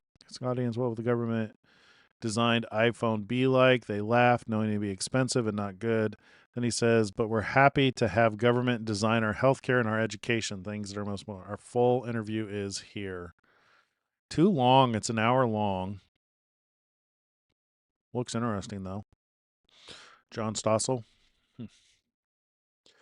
Flashback. Email obtained by Hallie M.O. shows the Biden admin ordered them to fill up the planes with Afghan refugees, even without vetting them. Yeah, there you go. That's what I was thinking of when I looked at that picture on Donald Trump's timeline, is this post. Biden admin ordered them to fill up the planes with refugees. Good gravy.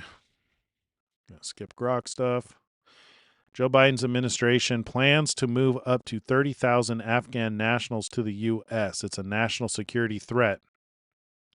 After seeing their Afghanistan failure, no American can trust their ability to vet these people. We can and must force resettlement in nations closer to them. I was right. This Democrat plan has now resulted in multiple U.S. service members shot on our own soil. This was preventable if you value the lives of our citizens first.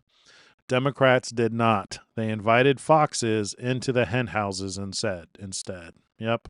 I think we're just seeing the beginning of it. I don't think we're seeing the end of it just yet.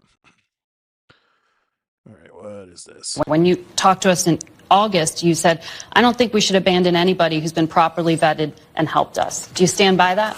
Well, Margaret, I don't agree that all these immigrants or all these refugees have been properly vetted. In fact, we know that there are cases of people who allegedly were properly vetted and then were literally planning terrorist attacks on our country. That happened during the campaign, if you may remember. So clearly not all of these foreign nationals but there are have been properly 30,000 vetted. people in the pipeline, Afghan refugees. But my primary Do you stand by concern it? as the vice president, Margaret, is to look after the American people. And now that we know that we have vetting problems with a lot of these refugee programs, we absolutely cannot unleash thousands of unvetted people into our country. These people it's are not vetted. good. These people are vetted. Just like the guy who planned a terrorist attack in Oklahoma a few months ago, he was allegedly properly vetted, and many people in the media and the Democratic Party said that he was properly vetted. Clearly he wasn't. I don't want my children to share a neighborhood with people who are not properly vetted, and because I don't want it for my kids, I'm not going to force any other American citizens' kids to do that either. No, and that was a very particular case. It wasn't clear if he was radicalized when he got here or while he was living here. I don't really care, Margaret. I don't want that person in my country, and I think most Americans agree with me. Right on. We'll be back in 1 minute. I don't really care either. Get them the F out. Let them come through. Let them come through the regular channels. Don't ship them all in a plane and pretend to have vetted them. Come on. Twitter, and I don't say this lightly, I think he changed the course of civilization. I really do. Yeah. I think we were on our way to this weird dystopian censorship complex that was already moving. We had already had intelligence agencies that were contacting Twitter. We know this through the Twitter files, and they were banning certain people that weren't saying incorrect things, but they were saying things that were inconvenient. And they turned out to all be accurate. All the things that they were warning about, all the things that they're saying, all turned out to be accurate. They stopped the distribution of the Hunter Biden laptop story by the New York Post. Yeah. The New York Post, the second oldest newspaper in America. It's a fucking huge newspaper. To stop that from being able to be distributed on Twitter, which it would turn out to be a totally accurate story. And to stop that accurate story is wild. That is scary stuff. If Elon didn't purchase Twitter, we would have just had to deal with that kind of stuff. That would be, and it would accelerate. It wouldn't stay where it is. It would ramp up. It would get more. They were started using the term malinformation. So there's misinformation, disinformation, and then malinformation. Malinformation is factual information that might cause harm. That's right. This is one of the reasons why Elon Musk is on the list of two witnesses. It's like these two men, Donald Trump and Elon Musk, are responsible for us being on YouTube today. I mean, it's just, that was a pivotal time in history. Yep. They don't kill you because you're a Nazi. They call you a Nazi so that they can kill you. Exactly. So I was updating my address for a registration for a motorcycle I own, and the first thing it says, do you want to register to vote? Are you a citizen? Yep, and you got to prove it and fill it all out. What the hell's the problem with this? Right. Proof of citizenship to vote is something that 90% of America agrees with, Republican or Democrat. It's something that should be required. We know that the only way that Democrats can win elections is they need illegals to vote in them. And that's why they're so adamant about the tens of millions of illegals staying in our country so that they don't want voter ID and they don't want proof of citizenship. So illegals can vote. That's how they win. They cheat to win. So I was updating my ad. Yep. The only reason to not check an ID is because you want to cheat. Need voter ID. All right. The Biden-Harris admin claimed that they were importing Afghans as refugees who helped the U.S. government, when in reality, officials admit newly obtained docs from litigation that they did not know their identities. Some have allegedly committed heinous crimes. Yep. Let's see. I'm writing on behalf of the Refugee Affairs Office to request your, assistance with identifying locally engaged staff who qualify as referrals to U.S. Refugee Administration's program. This is hard to read. I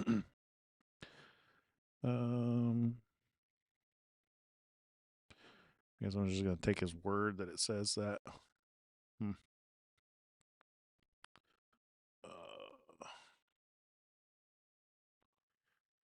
Okay.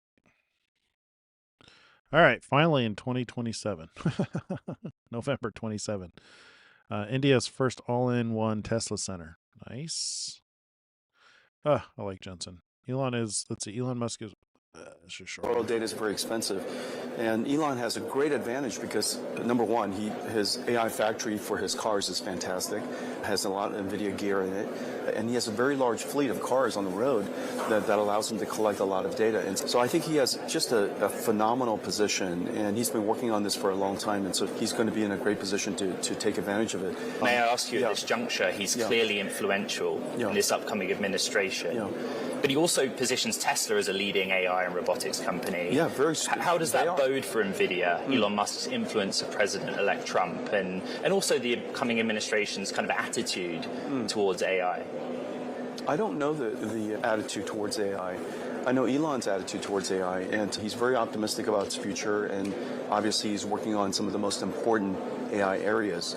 XAI is working on foundation, cognitive intelligence AI. His Tesla's working on autonomous vehicles. and Optimus is for humanoid robotics. These three areas of AI are the three most important areas of AI, and so I think he's working on exactly the right things. Before I forget, one of the things that I did get around to studying this weekend was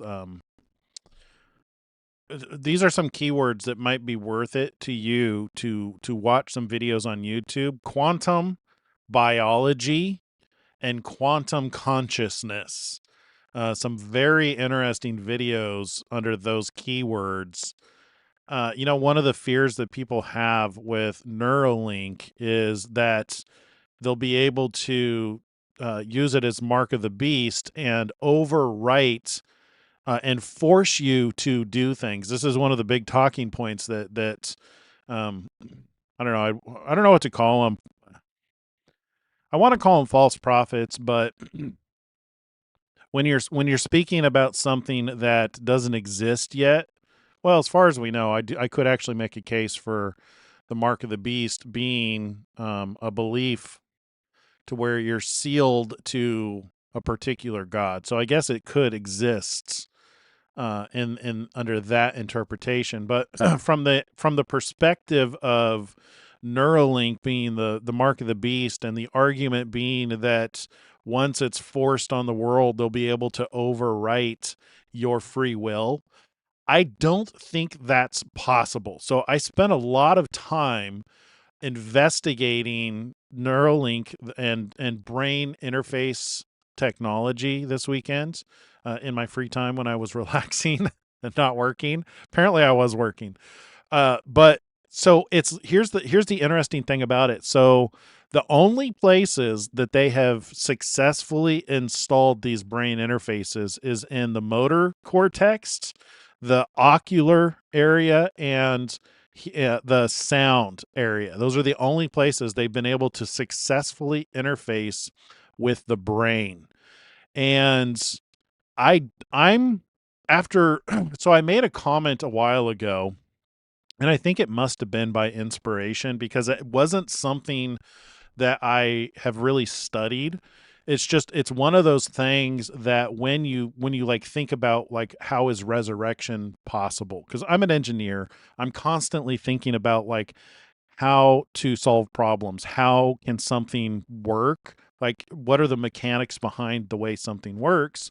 So in order for us to be resurrected after we die, there has to be something that lives after our body turns back to dust. And it makes sense that who you are, your consciousness, does not reside in your brain, that your brain is just a container of some kind. And I would go further to say that it's more like a radio receiver, but it's probably the most advanced radio receiver because it was designed by God. And the way that it probably works is, and this is how I just made the assumption, like I said, speaking probably by inspiration, especially after what I've learned this weekend studying quantum consciousness, is it's very likely that your brain is a quantum computer of kinds, and that who you are, your consciousness, is a form of quantum entanglement. That either, because we don't really understand like quantum mechanics, like this is a new emerging science, a new field that we're only just now beginning to understand. Sure, they've been Einstein called it the spooky magic at a as like experimenting with it in a way that's reproducible. It's a fairly new science. It's a fairly new field that we're learning about, but I think it probably goes to explaining like the tree of life. And this is one of the things that the Bible talks about, to where like, with the Tower of Babylon, to where, and also the Garden of Eden, if man was allowed to stay in the Garden of Eden, he would have touched the tree of life. It may have something to do with quantum mechanics and the way the quantum metaphysics work. Anyway, my point being is, I don't, because if our consciousness is something that operates at a quantum level, it may not be possible for so the way that the Neuralink works is with electrical stimulation. So if you think about it, what it really does is it just sends a little electrical volt to a part of your brain that, or when you're thinking, you can trigger one of the electrodes with electricity, and that's what enables you to like think and have it move a mouse. So in essence, basically what you're doing is you're replacing the muscle, an appendage with something that can read those signals. But it doesn't mean that you can overwrite your consciousness or even like read. Like there's been no indication at all whatsoever. And granted, I know that you're going to have the conspiracy theorist people out there who are going to say that like, oh, they've had this, the technology that we see today is, technology they've had for 20 years, and that the stuff that they don't show us is 20 years more advanced. That may be, but I try to work with the things that we know today and the things that we understand. Otherwise, you go insane with the what ifs and the possibilities. My point being is, from what we know with Neuralink, and I'm very skeptical if they have anything more advanced than Neuralink. I really am. I think a lot of these conspiracy theories about the 20 years more advanced are limited in different categories: weapons technology, ocular technology, stuff like that, night vision. But as far as like something as advanced as a brain implant where you can read thoughts and write thoughts to a brain, from everything that I read this weekend and came across this weekend, is it seems more and more like an impossibility, just because our consciousness, what makes us who we are, is probably at a quantum level, but like the interface with the brain computer interface it's very dumb motors. So just I'm just more convinced today than ever that probably not the mark of the beast, at least not under the conditions that the people who are strongly convinced that it is are suggesting. I'm just moving further and further away from even considering that as a possibility. Oh my goodness. I need to stop talking and just keep reading. We're still on the 27th.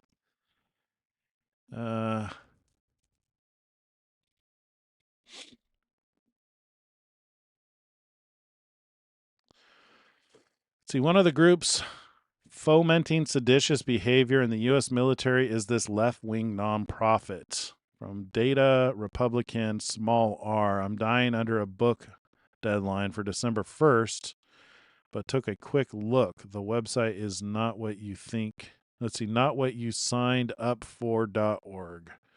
Footer says win without war, which links to EIN. What? Oh, this is from Andy No. One of the groups fomenting seditious behavior in the U.S. military is this left-wing nonprofit. Huh, okay. This is Grok, and let's see, we're going to skip these ones. Following page is hot. What is this? Think in terms of Kardashev 2, and the path becomes obvious. Elon Musk. Yeah, so the Kardashev scale is all about harnessing energy. You're harnessing it on the earth, harnessing it from the sun, and harnessing it from the universe. It's just a system of measurement. That's an ad. This is more Grok stuff. Happy Thanksgiving. Wow. So much left to go. Elon just called Memphis environmentalist bluff with 550 acres of solar. XAI announced 88 acres of solar panels around the Colossus supercomputer in Memphis. Environmental groups have been screaming about grid load and gas generators for months. Now they're getting 550 acres of renewable energy. Environmental activists claimed XAI would strain the grid and rely on fossil fuels. There's a lot of false reporting on what Elon's doing. Elon's response: deploy more solar capacity than most cities see in a decade. The local state rep who complained loudest said XAI does not care about the people who live here. Those people are about to have the most advanced solar infrastructure in Tennessee. This is the pattern critics refuse to acknowledge. Elon gets attacked for scaling too fast, then over-delivers on the exact solution they demanded, making them look ridiculous. Tesla faced the same playbook. EVs aren't practical. Build supercharger network. Battery production isn't clean. Builds battery recycling. Grid can't handle it. Powerwall solves it. Yeah. XAI is doing it again. The AI arms race requires massive compute. Colossus needs power. Instead of fighting Memphis or moving facilities, Elon's funding enough solar to make the entire operation carbon neutral while powering local infrastructure. Grok trained on the supercomputer. Now it runs on Tennessee sunshine. I love it. See, that's like somebody who's, I don't know. It's just like I see that you see the same attributes with Donald Trump. Is the more they attack them, the more it just bounces off of them. The more they attack Elon Musk and Donald Trump, the more it highlights their stupidity. Because it's just like the things that they're saying just don't stick. They're not true, and there's a lot of false information about Tesla, a lot of false information about Elon and what he's doing. The more they attack him, the dumber they look. Happy to supply the empirical meeting. A Nazi fascist believes 4 things that almost no mainstream white right-winger does. They believe in eugenics, nationalization of logistical sectors, militaristic conquest to expand held territory, and exile of legitimate natural-born citizens based on ancestral right. That sounds more like the left. Exile of legitimate national-born citizens based on ancestral race, ethnicity alone. If the person does not possess those beliefs, then it qualifies as an inciting slur. Given the deaths that it caused, not to mention that leftists were doing literally thousands of bombings a year before the foundations brought their complacence and gave them UBI in the form of NGO jobs. The end. Yeah. What is this? Thankful for our incredible hardworking team. XAI. Excuse me. More Grok stuff. More. Is this just a lot of the stuff? Let's see. We want both chats and voice. Happy Thanksgiving to everyone, especially Reuters. Not. You can ask Grok about medical trials of new treatments that affect you. Interesting. The specific CAR V3 Team E trial is only at Mass General in the U.S. However, Germany has ongoing trials for similar CAR T and K therapies for glioblastoma, such as CAR NK cell trial at Frankfurt University Hospital. Exploring HER2 targeted NK cells, search for clinicaltrials.gov for glioblastoma CAR Germany and consult a doctor for eligibility and enrollment details.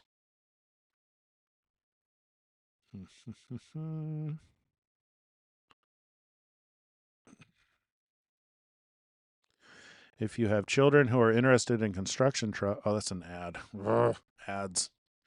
Grok stuff. The EU weaponizes people's strong emotions about child protection to push mass surveillance and censorship. Their surveillance law proposals conveniently exempted EU officials from having their own messages scanned, and David's post helped explain why.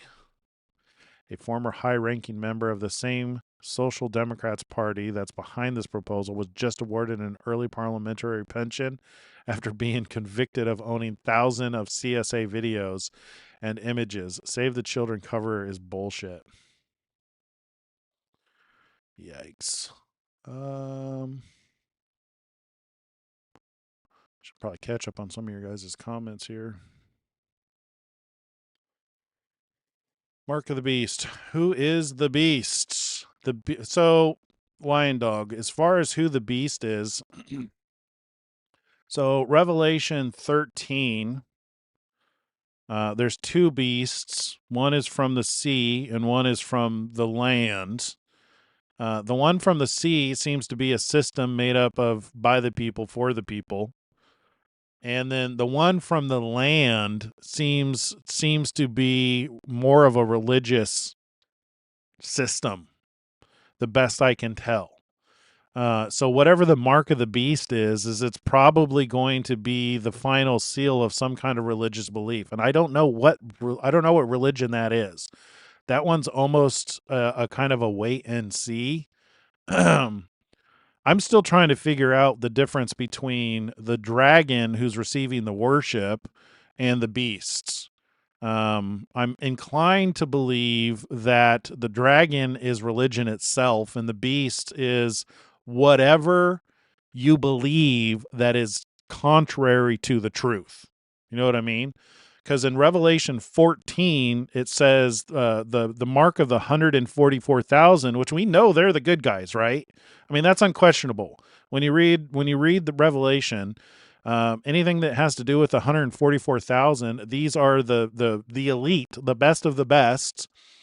They followed the Lamb their entire lives. They're pure, and they're without guile, and they come from 12 tribes. There's 12,000 in each tribe.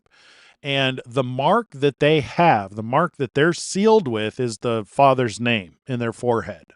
So from the way I reason is that's the right thing you want to have sealed in your forehead. You want to have the Father's name in your forehead. And I believe that's Yahweh. You want that to be your God. You want Yahweh to be your God. Anything else that is God in your life is probably the mark of the beast. That's kind of where I'm leaning at.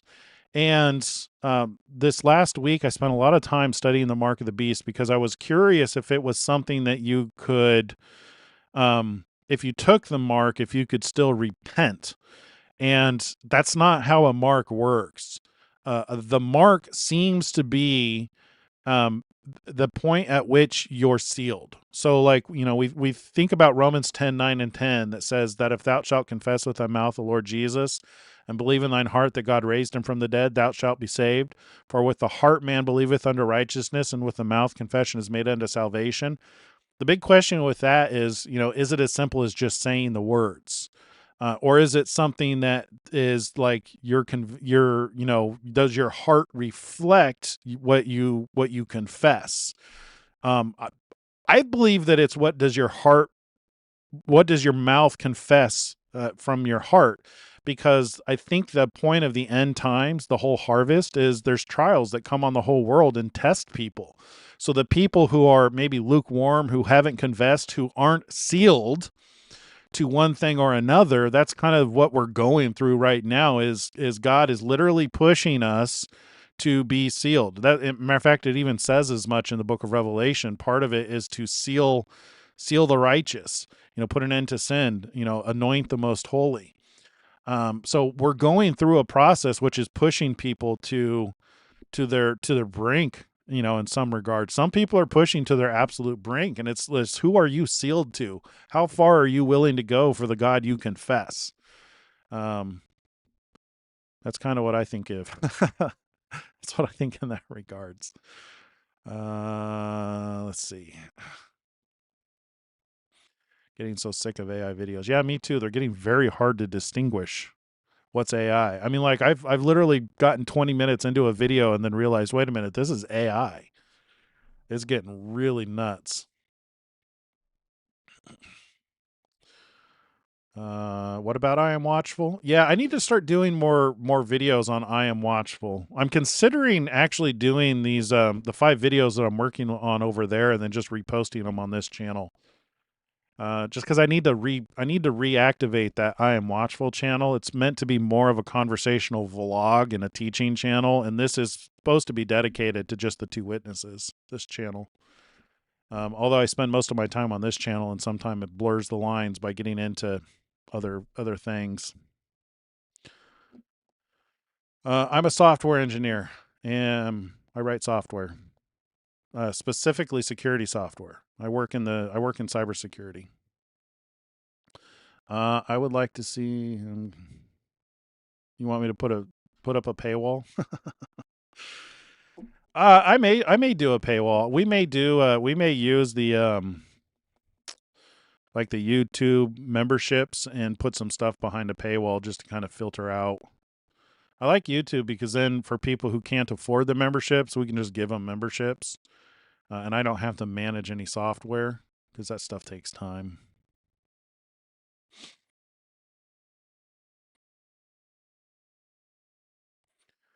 All right.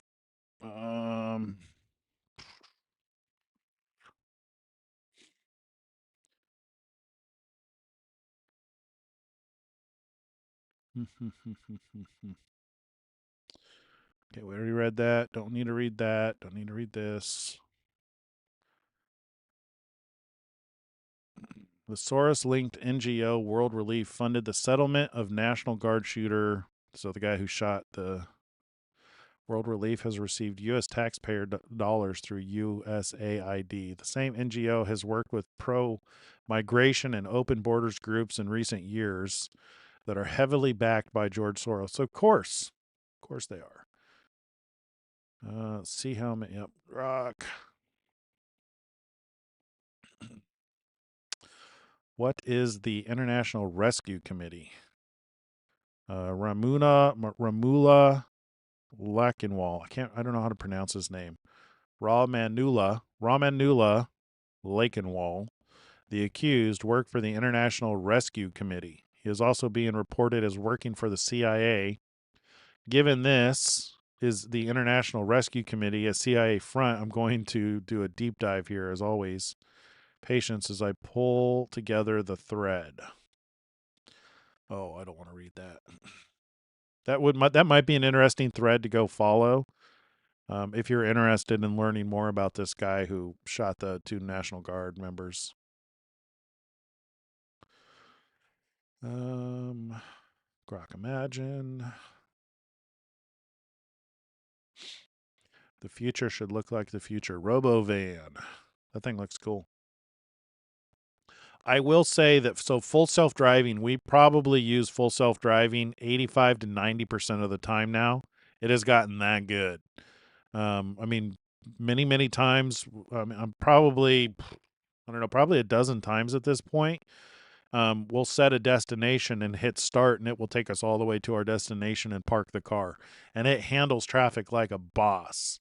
It's probably more aggressive than I am, and it's safer. Matter of fact, there was one point this weekend where it pulled over.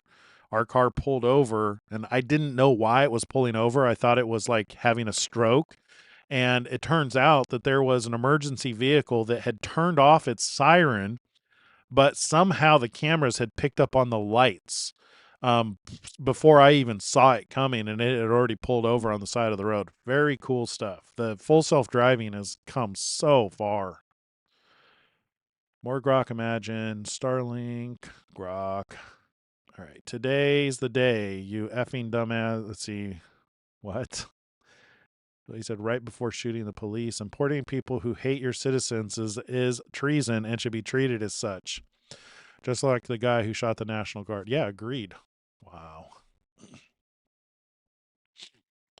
USA birth rates have been below the minimum sustainable levels for about 50 years. Yikes. Nothing else matters if birth rate is far below replacement rate. That's right. Migrants will come in and just replace us. And before you know it, America won't be America anymore. It'll be some other country. Let's see. The shooting of 2 National Guardsmen by an Afghan national who shouldn't even be in our country is a horrific new reminder of the anarchy unleashed upon America by Joe Biden and Kamala Harris. If not for the election of President Trump, Kamala and the Democrats would have ushered in tens of millions more illegals into the country.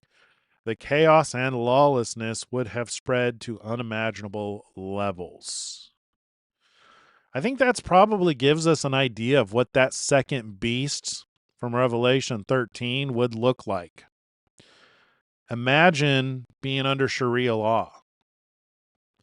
That's kind of what I wonder if the second beast from the sea isn't pointing us at. Is it pointing us at something like Sharia law? because you lose your heads in Sharia law. And they force you to believe it has all the earmarks of that second beast. And the fact that that's what our trajectory was heading towards, that may have been God giving us a glimpse into the future. Like, now is your opportunity to repent from your sins, to repent. If you're in one of those categories in Revelation 2 and 3, that's the template. We need to figure out a way that we can turn that into a workbook or a template for what we should be doing for the next. Of course, I don't know if seal number 5 is going to open up in the 20. See, this is one of the reasons why I'm very skeptical about my timeline in 2026.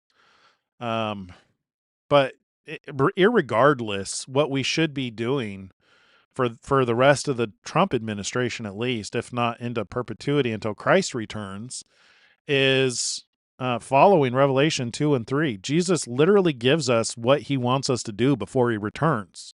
I mean, like, it's in no uncertain terms. He very clearly gives instructions to the 5 churches: do this before I return. That's how I know. That's how you know that they apply right now. Some people will argue that the Revelation 2 and 3 only applies to the churches 2,000 years ago. Well, then why does it give us instructions to what to do before he returns? He has not returned yet. Granted, there are some who argue that he has returned, but I'm working under the assumption, from the best that I can tell, is he has not returned yet. So I'm looking for his return. Yeah. Maybe we'll talk about that, go through the references. That was something else that Fury had sent me, about some who are claiming that Christ has already returned, and there's some evidence. Maybe we could go through that in another video. But working under the assumption that he has not returned yet, that's kind of our mission of what we should be doing, is talking to the people, finding the people. I don't know how that goes. Like, is it our responsibility to find the people in these churches and identify them? I mean, how do you do that? What are the logistics of that? That's kind of hard to do. Or is it something that, they, during this time, should be thinking about and repenting from? Like, if you're in, Thyatira, for instance, if you're in a church that suffers Jezebel, are you responsible for identifying that yourself? Or, is there something that we can do, the Church of Smyrna, the Church of Philadelphia, is there something that we can do to help people repent from that influence, right? If you're in a church or a cult where there's sexual abuse taking place, get out. Stop doing that. If you're in a cult, the spirit of Jezebel is very much involved in cults. That lying and manipulation and power trips. If you're in a cult, get out. Go find a God-loving church. Go find a Jesus-loving church. A church that's not going to enslave you. A church that's going to focus on loving God and loving your neighbor as yourself. I'm still the big question mark in my mind on what's the right way to approach that, because it's like, we have this template of what to do. How do we enforce it? How do we action the plan? Start a campaign. Can we start a viral campaign on the repentance campaign? Christ is coming, repent. Just a checklist. Okay, so what do you need to repent from? Tell me about your life. Oh, you've got doctrinal issues. Okay, you're in the Church of Pergamum.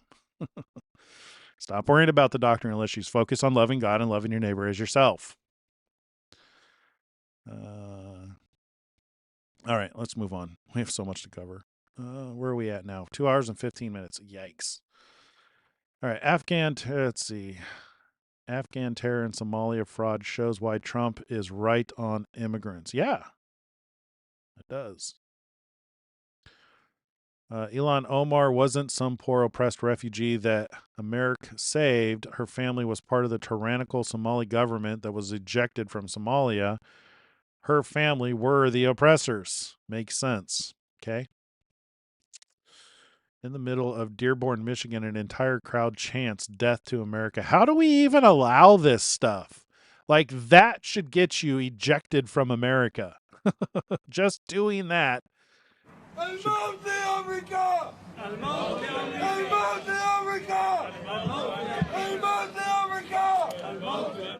Not a great look. The mayor condemned it. The White House condemned it.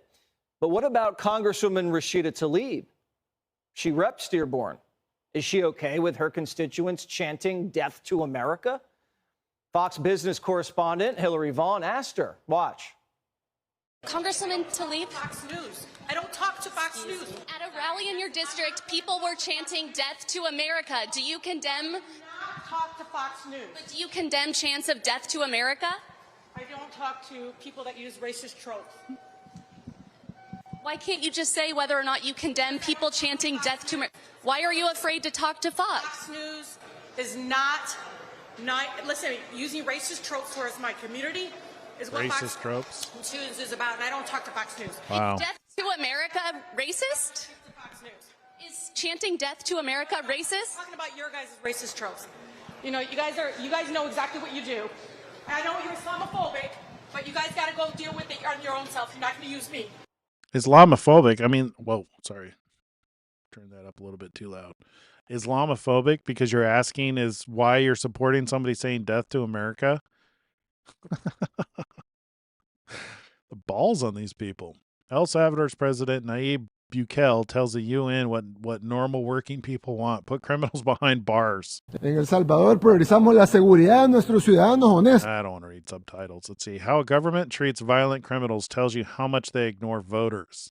Because voters never like violent criminals, but criminals are profit centers for bureaucrats, NGOs, and left-wing politicians.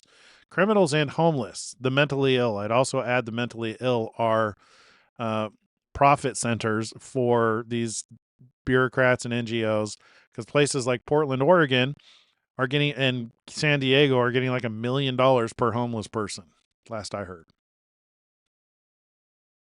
Sitting here right now, and I got to tell y'all, I'm black, and I'm a veteran. I have 6 forms of government ID. 6. I've been black for my whole life. I've been a veteran since 2000 when I was at West Point. The insinuation that black and brown people cannot get an ID to vote like every other citizen, regardless of your race, religion, color, or creed, is insulting. I actually refer to this as the soft bigotry of low expectations. We, as all Americans, should want free and fair elections. We aren't making it more difficult for people to get an ID to vote. I have an 18-month-old little boy. Do you know the first thing that he got when he was born that I had to sign for? An ID? A birth certificate. Now, I'm sitting here right now, and I got to tell y'all, I'm black. Yeah. Anything short of this, and America is doomed. Thank God for President Trump. I love James Wood. Even as we have progressed technologically, immigration policy has... Oh, we already read this today. Yep. This is where I was laughing. Only reverse migration can fully cure the situation. Other than that, happy Thanksgiving to all, except those that hate, steal, murder, and destroy everything that America stands for. You won't be here long. Oh, I love it. This is so great. Shoot, did I just get out of his timeline? Oh, man. Getting back into where we were at is going to be so hard. I think we're on the 27th. This is how far we have to go. Watch, I can just keep going. This is how much we have to get through. That was just November 30th. I need to go faster. We're going to be here all night. 27th. There we go. Hey, I made it. Sweet. There's hope. All right. The United States of America is the last stand of Western civilization. It lives or dies here. Let's hope it lives. America will live. I'm sorry. That's awesome. Elon Musk in a suit of armor, which has obviously been through a war, cuddling on a cat. That's pretty good. Let's see. I was a trans progressive, not quite a communist, more of a Stancil-style technocratic prog. I saw firsthand how transition failed to improve the lives of any of my trans friends. They were all mentally ill messes before and after, including me. The MTFs I knew did did not seem psychologically feminine in any way, and generally I was often frustrated by the lack of pragmatism in progressives. I share their stated goals, but thought they were extremely illogical about how they went about trying to achieve them. They would choose moral posturing over efficacy every time. Several times when I pointed this out, I was told this was a fascist mindset. Trying to do things effectively was fascist to them. They don't even know language anymore. They use words they don't understand. They thought moral purity was all you need. I took mushrooms on New Year's Eve of 2022 and it all came crashing down. I sat in a dark room and the cracks in my worldview widened until it all fell apart. I realized that this attitude, this allergy to rigorous thinking and aversion to necessary trade-offs, this prioritizing of seemingly virtuous over tangible results would destroy civilization if left unchecked. Oh, this is a huge story. We're not going to read the whole thing. Let's see. If you used to be a liberal lefty but changed your mind, please share your story and give the rest of us hope that this insanity can be treated. Okay, let's read the end. Let's cheat. Let's cheat and read all the way to the end. To the precise extent that it was spared even the moment, let's see, this strikes most as cold and cruel, but it is the nature of reality. Okay, maybe not reading the end. I detransitioned, started posting, got a job via X, fell in love via X. Now some of the most important people in the world read the words I write. I feel a deep and abiding sense of gratitude. And after years of severe depression, I'm excited to be alive. See, now that's awesome. That is probably worth reading. This story of detransitioning from Hunter Ash. Right on. We just don't have the time. Got too much to get through. Sorry, Hunter. September 3rd, 2021, I made clear that the Biden administration was pushing career state and DHS officials to quickly approve Afghanistan refugees, even without proper information in Germany. This was a scandal that the media ignored. Career officials were complaining about the lack of vetting and the pressure they faced from the Biden administration bosses. Afghans were rushed through in Germany, sometimes simply refueling and sent to America without a check. Yikes. Yeah, I think it's a setup for when the beast from the abyss finally rises up against the two witnesses. We can see the future. We can see what the future holds. Deport them all. All right. Thankfully, our redemption is near. Wouldn't it be interesting? So this was a really weird thought I had this weekend. What if, because I'm trying to reconcile like the fear that suddenly comes on those who so it says when Christ returns that every eye will see him, even those who pierced his side. Wouldn't it be interesting if he showed up in a big spaceship, something that was visible to most of the planet, like maybe over the course of a 24-hour period of time, the entire planet could see this thing. And the only way you could get on it is if you had the seal of the Father's name in your forehead. So basically, you got a ticket to get on the boat right before the earth is about to go through God's wrath and severe destruction takes place. I could see that being a period of a weeping and gnashing of teeth, because doesn't it say that two will be in the field, one will be taken and one will be left, two will be in a bed, one will be taken, one will be left. Two will be grinding at the mill. One will be taken. One will be left. I mean, that could be it. That could be the raptures. It could literally be a kind of a repeat of Noah's Ark. You know, instead of 8 getting on the boat, it's going to be like at least 144,000, probably some more. You know what I mean? Or we could just suddenly disappear. I mean, that's another possibility, but these are fun things to think about. All right, true. Clown World. I just want to point out that the thousands of service members who refused the illegal order from Joe Biden that forced them to get the COVID vaccine were fired without their benefits, and Democrats were perfectly okay with it. Oh, they just came out with another report today. Who was it from? It might be at the top of his post. I can't remember if I read it on somebody else's wall or if it was Elon. We'll swing back around to it, but basically it's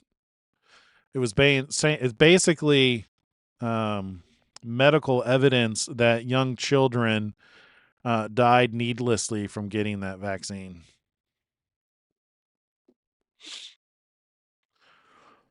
Or Grok Imagine. We're just going to skip the Grok Imagine stuff, even if it is as awesome as Elon in armor holding a cat.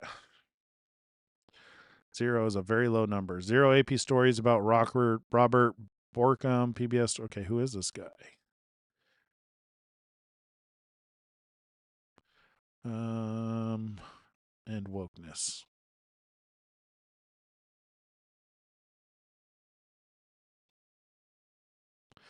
Man, I really don't want to get into another. Dang it, I did it again.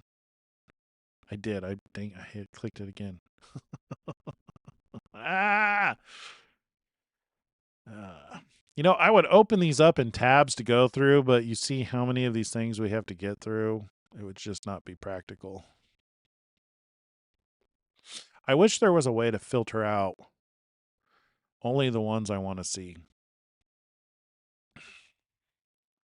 Like if I could filter out all the posts on Grok and Starlink and just get the ones that are like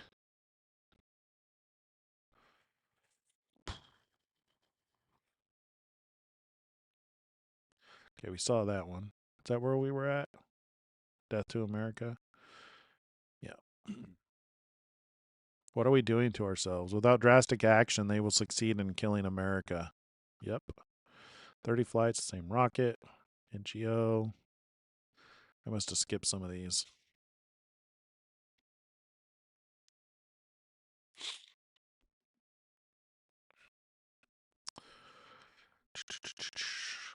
Yep, Starlink.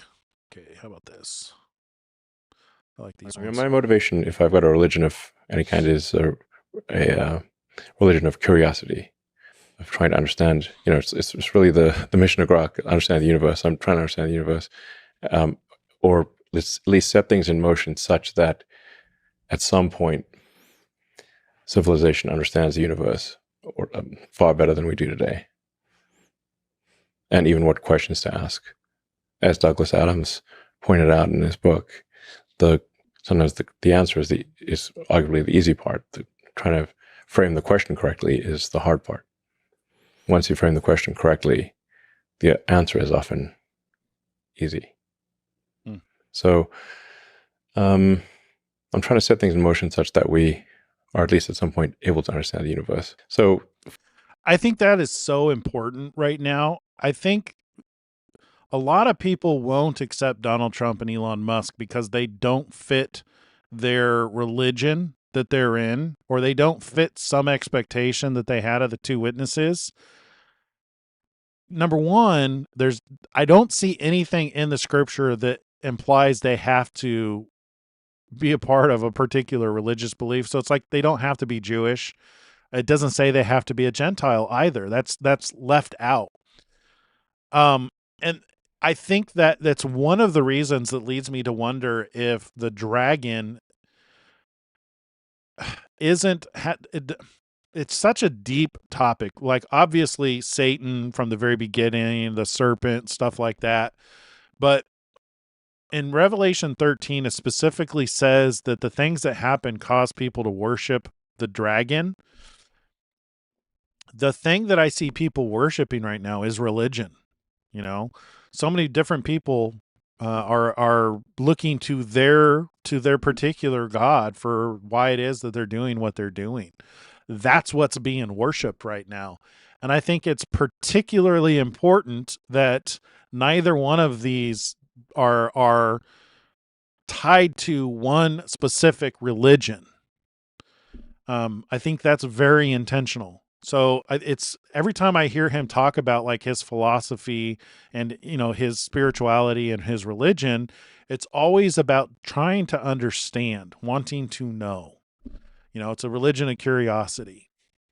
You know, this isn't something that excludes him from being one of the two witnesses, because clearly whatever it is that he believes has led him to it seems to me as though he hears from the Creator, because he listens to, I believe he listens to God, because when he needed to buy Twitter, he moved like that. Like it happened so quickly. I think he's so good at listening to the Creator, he doesn't even realize it's happening. So I think there's a lot we can learn from that. And you know, somebody having come out of a cult and still have a deep love for God, and for his son, Jesus Christ. You know, I look at somebody like Elon and I see him listening to God. I see him hearing that still small voice and allowing God to direct his paths. He's just because he's not using the language that you would like him to use, you know, that he's not quoting chapter and verse. I mean, it would be great if he did. It'd make this so much easier. But it may be by design. You know, I do believe that we are in a time of trial and testing, and part of it is, who do you serve? Who is your God? For SpaceX, the goal is to make life multiplanetary, and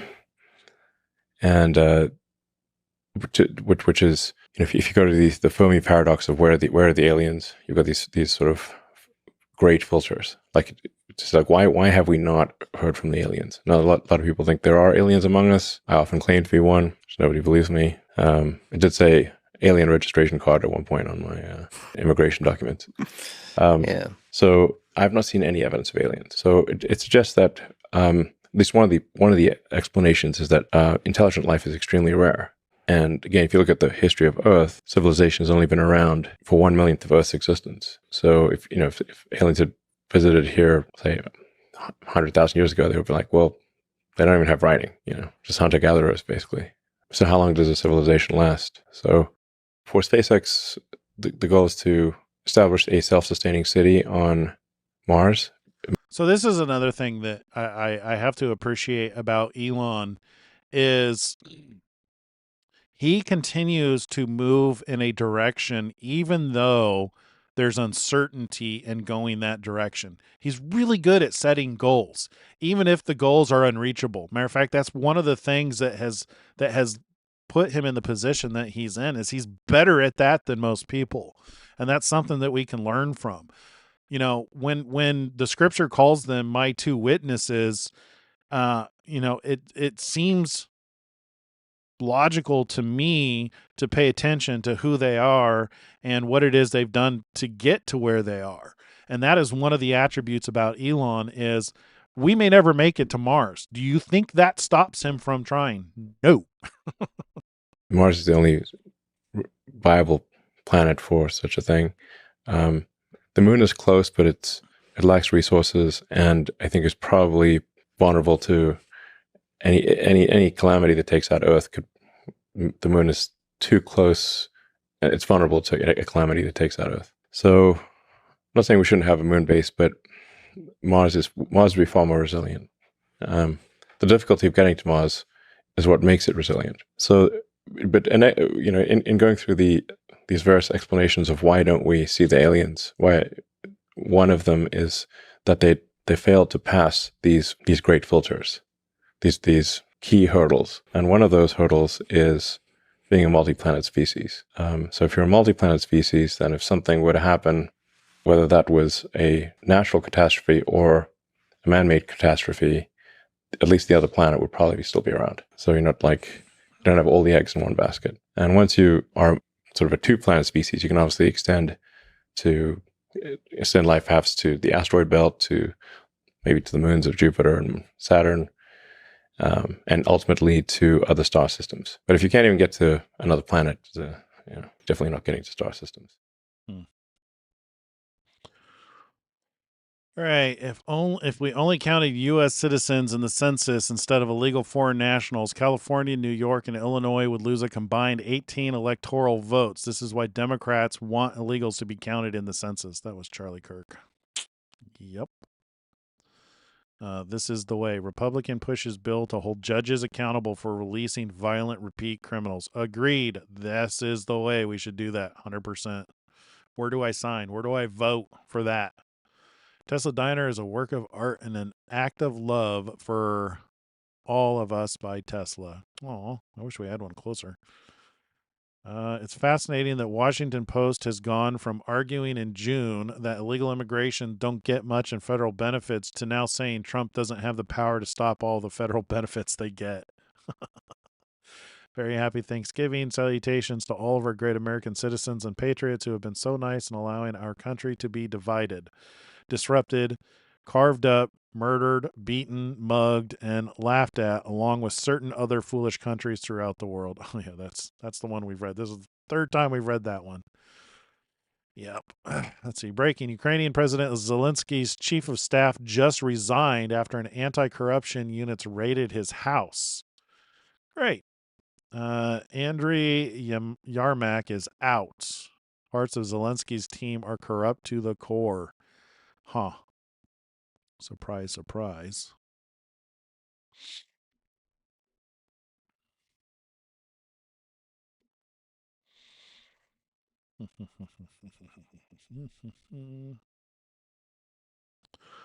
Grok is killing it.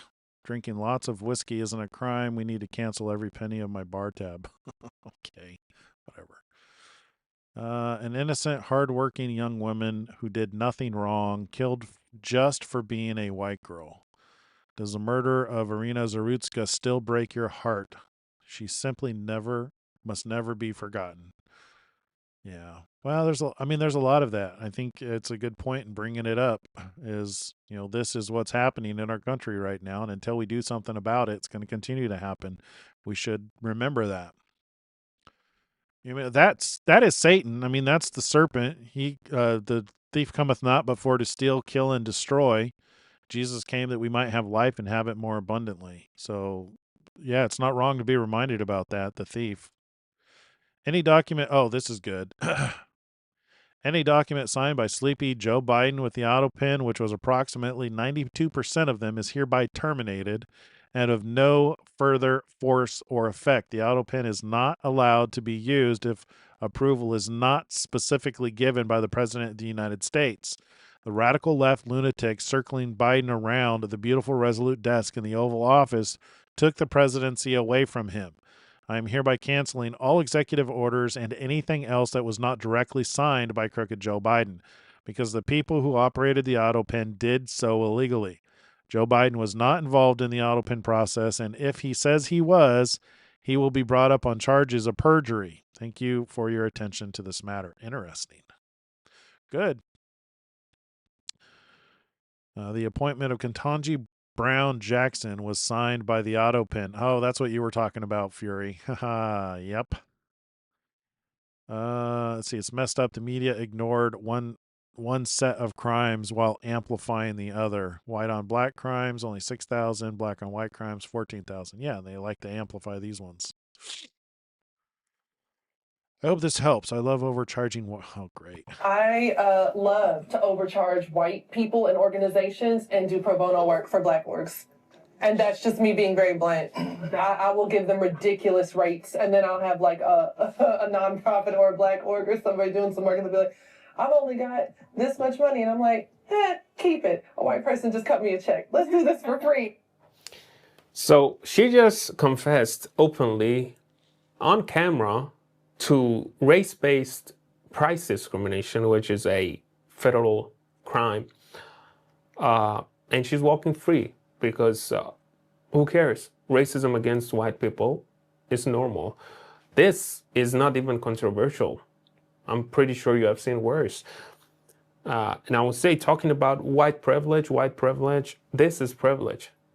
Privilege is to be able to go on a podcast and openly brag about the fact that you discriminate based on race. If a white person did this, they would be done. Something to think about. I hope this helps. Yeah.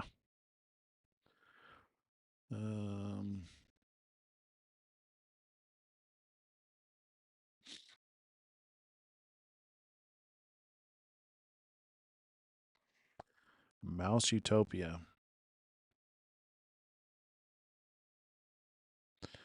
I don't know if we can read this. I know what this is. The Universe 25 experiment. It is one of the most terrifying experiments in the history of science, which through the behavior of a colony of mice is an attempt by scientists to explain human societies. The idea of Universe 25 came from the American scientist John Calhoun, who created an ideal world in which hundreds of mice would live and reproduce. More specifically, Calhoun built the so-called Paradise of Mice, a specially designed space where rodents had abundance of food and water, as well as a large living space. In the beginning, he placed 4 pairs of mice that in a short time began to reproduce, resulting in their population growing rapidly. However, after 315 days, their reproduction began to decrease significantly. When the number of rodents reached 600, a hierarchy was formed between them, and then the so-called wretches appeared. The larger rodents began to attack the group, with the result that many males began to collapse psychologically. As a result, the females did not protect themselves and in turn became aggressive towards their young. As time went on, the females showed more and more aggressive behavior, isolation elements, and lack of reproductive mood. There was a low birth rate and at the same time an increase in morality in younger rodents. Then a new class of male rodent appeared, the so-called beautiful mice. They refused to mate with the females or to fight for their space. All they cared about was food and sleep. At one point, beautiful males and isolated females made up the majority of the population. As time went on, juvenile mortality reached 100% and reproduction reached 0. Among the endangered mice, homosexuality was observed, and at the same time, cannibalism increased. Despite the fact that there was plenty of food, 2 years after the start of the experiment, the last baby of the colony was born. By 1973, he had killed the last mouse in the Universe 25. John Calhoun repeated the same experiment 24 times, and each time the result was the same. Very interesting. You know, there's a lot of parallels with that experiment and what we're seeing. It kind of makes me wonder about, Elon and what he's been talking about with sustainable abundance. That can only sustainable abundance to me seems like it can only happen with the return of Christ, because it seems like we are under that curse to where we have no choice but to work for what we eat. In the sweat of your brow, you will work all the days of your life. So I have to imagine that when Elon talks about like sustainable abundance, he's well aware of Mouse Utopia and what that study, the results of that study is, there's a missing piece here. I'm very curious to see what that missing piece is. You know what I mean? Does that make sense? Grok, Starlink. Oh, this was good. UK police arrest a man over shotgun photos, seize devices, and destroy his livelihood. Let's see, UK. A Brit posted a photo of him holding a... Oh, wait. Oh, come on. I didn't want that. Yeah. A Brit posted photo of him holding a shotgun while on holiday in Florida. When he returned home, UK police arrested him, seized his devices, jailed him overnight for violating the 1986 Public Order Act. The process was the punishment. After sharing a photo of himself posing with a legally possessed shotgun at a Florida shooting range, a British man was arrested, locked in a cell overnight, interrogated, and lectured that he must understand how posts make people feel. Police seized his computer and phone, wiping out his ability to work. Weeks later, all charges were quietly dropped because they were baseless from the start. Critics say the ordeal proves the UK has turned social media into a surveillance trap where innocent people are punished by the process alone. Yikes. Glad we're not in the UK. I'm sorry if you are in the UK. Try to get out. Come to America. Legally. Don't come over the wall. Don't come in illegally. Come in legally. A society that puts equality before freedom will get neither. A society that puts freedom before equality will get a high degree of both. From Milton Friedman. Okay. What is a von Neumann probe? A von Neumann probe is a hypothetical self-replicating spacecraft proposed by the mathematician and physicist John. Whoops, I did it again. Oh no.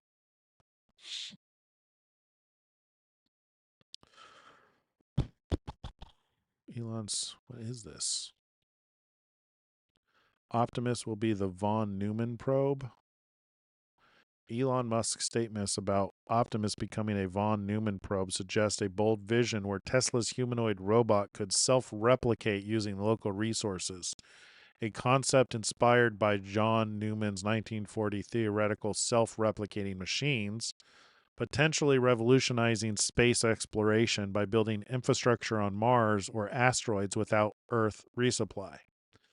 Recent advancements in AI, such as Tesla's Dojo computer trained on billions of miles of autonomous driving data, support Optimus's potential for autonomous decision-making, aligning with a 2023 study from the Journal of Artificial Intelligence Research that highlights rapid progress in robotic self-sufficiency.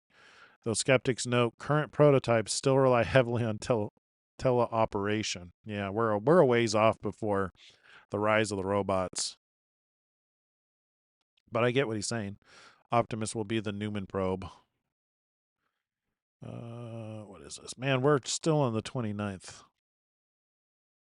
Honest and blunt here. This is the fault of the Biden administration. Look no further. The idea that we had that many unvetted people entering this country, and given how Democrats handled our southern border, you can only imagine what happened with these refugee programs coming in from Afghanistan. And now President Trump is doing his best to keep Americans safe. This is why he is our president. This is why he got reelected, to ensure that our streets are safe. As somebody that wore the uniform, as somebody that fought in the Middle East, there are people that want to see the end of this country. And if we don't take this seriously, we're going to continue to see more dead Americans. What disappoints me the most is that there are 13 senators, Republicans, that voted for this refugee program. And I also want to commend J.D. Vance for not voting for this program, because at the end of the day, he understands what it means to keep Americans safe. I don't want to be called xenophobic. I don't want to be called racist. I am an American that wants to ensure that we save the lives of my fellow Americans and stop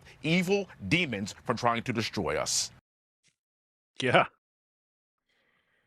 That's right.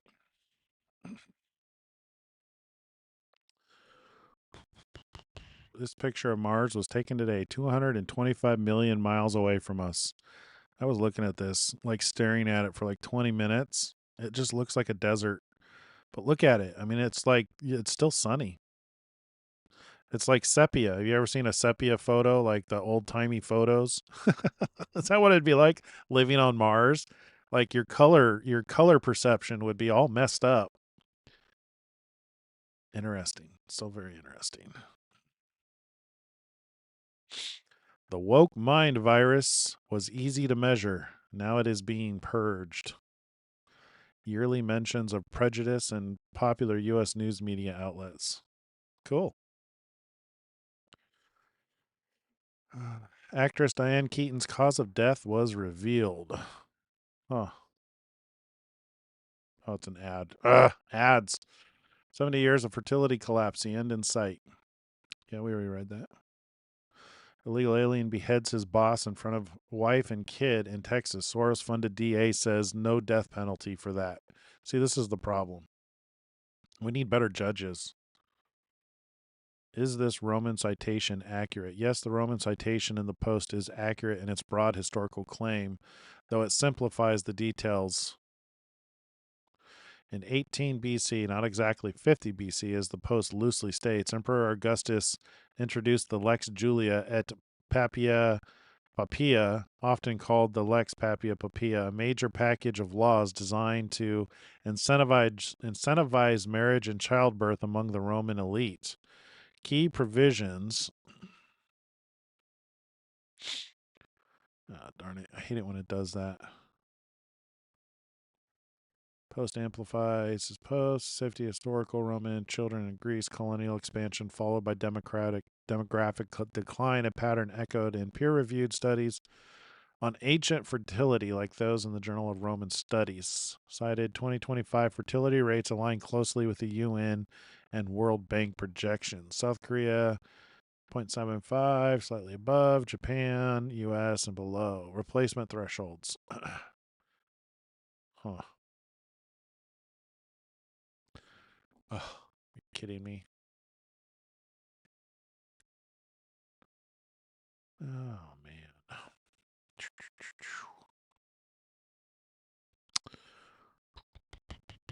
Here, why don't we go from the top for a while? I'm tired of scrolling down to the bottom. All right, this was an interview with Nikhil Kamath. He's an Indian investor. It was a really good interview, kind of slow. Let me give you a synopsis of what's in it. So in it, he talks about sustainable abundance, what we will end up competing for. He talks about the future without money, which is very interesting considering he had posted that Mouse Utopia, Universe 25. He talked about, are we in a simulation? He talked about, can you have morals without a religious doctrine, which is interesting. They talked about his beliefs and how he's becoming more spiritual. And he also talked about his partner and children and expanding consciousness. That's as far as I got. I only got about an hour and a half into the 2-hour interview, but it's pretty good. If you want to listen to him talk about those subjects, it's a pretty good interview. All right, in this video, we deep dive into why real estate... Oh, it's an ad. Stupid ads. Anyone who wants to make more than they take has my respect. Elon has asked for his advice for entrepreneurs in that interview. Elon Musk's details Doge's most shocking discoveries. That's the nature of the scam. It's a bank shot. So then the rebuttal from the Dems is like, oh, well, the vast majority of the people who are marked as live in the Social Security Administration weren't receiving Social Security Administration payments. That is true. What they forgot to mention is they're getting fraudulent payments from every other government program. And that's why the Dems were so opposed to turning off, to declaring someone dead who was dead. Because it would stop the entire all the other fraud from happening. And so, but all this, is it trackable? Like all this other fraud, if totally they trackable. wanted to, they could chase it all down. Yeah, it's not even hard. And yet they're opposing chasing it all down. They're opposing chasing it all down because it turns off the money magnet for the illegals. Wow. Because it's very logical to like I'm saying the most common sense things possible. If someone's got a birthday in Social Security that is an impossible birthday, meaning they are older than the oldest living American or were born in the future, then you should call them and say, excuse me, we seem to have your birthday wrong because it says that you're 200 years old. That's all you need to do. And then you would remove them from the Social Security database and make that number no longer available for all those other government payments. Exactly. Wow. And how much money are we talking? It's hundreds of billions of dollars. And this is all traceable. Like you could hunt all this down. Like you don't need to be Sherlock Holmes here, is what I'm saying. Well, we don't need to call Sherlock Holmes for this one. Is this part of the... We just need to call the person and say, excuse me, we seem to have the... we must have your birthday wrong because it says you're 200 years old or were born in the future. So could you tell us what your birthday is? That's all you need to do. It's that simple. But all these other government payments... Yep. All right, what's this? Just so we are clear, if a foreigner comes to your country and demands that you accept their culture as your culture or demands that you change your beliefs, that is not a foreigner. That is not an immigrant. What that is an invader. That is someone that is coming over to your space to take over and invade it. Yep. So when you sit there and you look at what's happening in New York, you look at what's happening in Texas, you look at what's happening in the places where these people came from, you look at Somalia, you look at all of these individuals who are being put into a position of power who support this type of invasion. You need to understand what's coming next. They will take away our weapons. They will tell us that we cannot eat certain foods. They will tell us that we cannot go to certain places. They will tell our women that they have to wear certain clothes. They will tell them that they have to dress modest. They will force them to do a lot of different things. You will have to deal with people praying in the middle of the street while you're driving and stopping you and invading your movement, your space. You need to understand what's taking place in America so that you can understand that these people are not coming here with good intentions. This is not me saying that I hate people.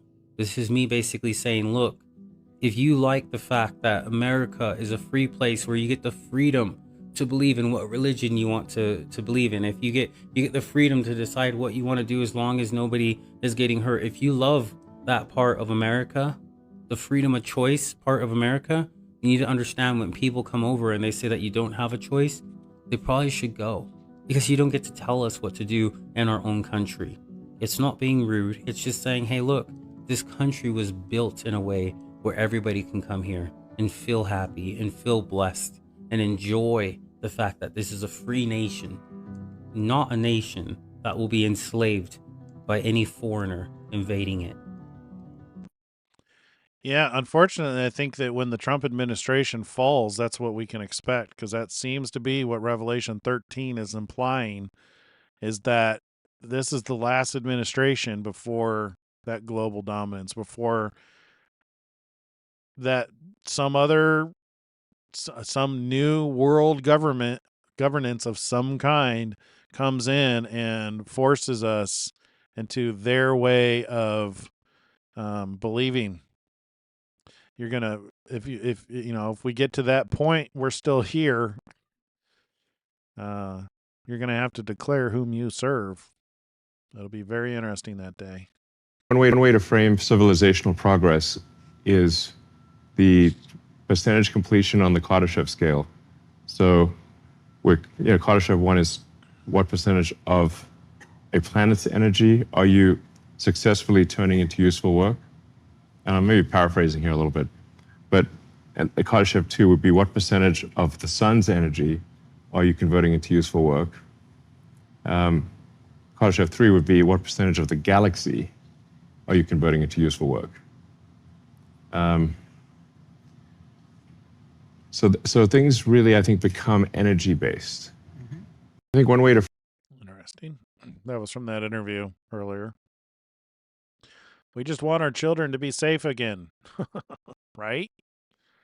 Young black men are around 25 times more likely to commit murder than young white men. Even young black women are 2 times more likely to commit murder than young white men. Interesting. I'll tell you a secret. Well, sort of a secret. Most of us black folk who have escaped the hood and live in better neighborhoods now stay all the way the hell out of high crime black neighborhoods. I still have family in Far Rockaway, Queens, and we either have to meet at a neutral point or they have to drive out to me. I stopped going anywhere near their neighborhood, especially if I have my wife and daughter with me. A very easy solution to fix the problem is to start keeping the thugs, gangsters, and hoodlums in jail. Let the cops do their job and then force the DAs and judges to do theirs. Be very, very strict with SNAP, Section 8, and EBT. Force these do-nothings to get up and go to work. Fund after-school programs, but not until people in the neighborhoods have earned it. Until that happens, the fatigue will grow and spread. Absolutely. This post is on point. Afghanistan is complicated. It's a motley mix of different ethnicities and tribal affiliations. Yep. Xantavius Walker, who has 19 previous arrests, including for assaulting women, was just arrested again for murder. after he killed a man by shooting 18 bullets into the home of a mother and her infant child. Yikes. Elon Musk, let's see, during natural disaster, Starlink provides free internet. We never profit from tragedy. That is true. They also turn on expanded range on their cars if they have it. Some Teslas have expanded range that's controlled by software. I don't think they do that anymore on the newer Teslas, just the older ones. Substantial refunds coming in 2026. That's an ad. Grok Imagine. Joe Rogan dropped the most politically incorrect truth bomb of 2025. Ooh, I can't wait. We literally can't believe it. When I tell people that don't know that 12,000 people this year were arrested in Britain for posting things on social media, their jaw drops. Like, what? I go, dude, they're going crazy over there. Like, you have to pay attention. You have to pay attention because this kind of shit is contagious. And if it gets into Germany and then it gets into Spain or it gets into other countries, like, it can become a real fucking problem. Like, then you have full-on military dictatorship in England. Because that's what it always leads to. It 100% leads to military dictatorship. If you're telling people they can't do things and you're trying to install socialism and then you get it in place, there's only one way to keep it in place. You got to use the fucking army. That's the only way. You got to get men with guns to tell people you can only make so much money. You have to give away this. We're going to take that. We're the only ones who grow food. We're the only ones who do this. We're going to assign you a job. Like, you fucked up. You fell into the age-old trap that's been exposed by history over and over and over again. And people are like, we're going to do it right this time. They got blue hair and a fucking mask on and a cat T-shirt, and they're morbidly obese, and they're just marching down the street, and we're going to let them run the country. Like England, which used to run like most of the fucking world. One island of savages ran most of the world, and now you're getting overrun with nonsense, and you're arresting people for saying, hey, maybe we shouldn't have rape gangs. Yep, that's true. I don't see them. Oh, there they are, right there. The heck? Oh, these are the rockets landing.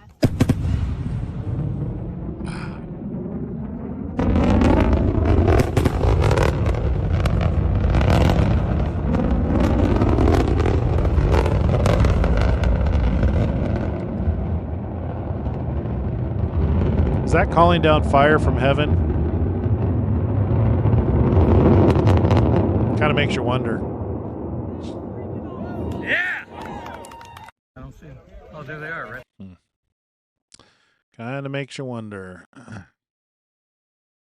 He's got a felony warrant out of Thurston County Sheriff's Office because this is the third time we've pursued this individual in 6 months. So the last time I talked about him, I actually specifically stated that if the judges don't start taking this seriously, that someone's going to get hurt or killed. And here we are, shooting at the police. So maybe they'll take it more serious this time, but I'm not confident. Yeah, it's hard to believe this is going to end peacefully. It's the world we're living in right now, folks. The further a society drifts from the truth, the more it will hate those who speak it. Veritas. You know, if you consider humans, like humans are composed of around 30 to 40 trillion cells. And, you know, there's trillions of synapses in your mind. But there's no, the why of it, I mean, I guess it's just so we can increase our understanding, increase our understanding of the universe. So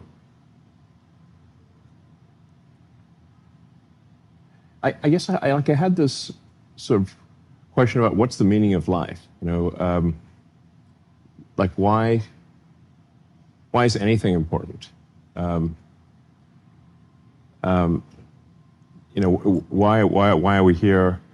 What's the origin of the universe? What is the end? What are the questions that we don't even know to ask? And probably the questions we don't even know to ask are the most important ones. So I'm just trying to, I guess, understand what's going on. What is going on in this reality? Is this reality? And, and where did you get when you asked, what is the point of life? Yeah, so I came to the conclusion that, which is somewhat in the Douglas Adams Hitchhiker's Guide to the Galaxy School of Thought, which is 42. Yeah, he's sort of Hitchhiker's Guide to the Galaxy is like a book on philosophy disguised as humor. Yeah. And that's where you get Earth turns out to be this computer to understand, to figure out the answer of the meaning of life. And it comes up with the answer 42. But then it's like, what the heck's 42 mean? And it turns out, well, actually the hard part is the question, not the answer. And for that, you need a much bigger computer than Earth. Yeah. So basically what Douglas Adams was saying is that we actually don't know how to frame the questions properly. So I think by expanding the scope and scale of consciousness, we can better understand what questions to ask about the answer that is the universe. Indeed. My migration issue is so complicated. Legally, it's very simple, To cross the border line without a permission is a crime. Full point, it's over. The problem is that migration is a concept of changing the society as such. Yeah.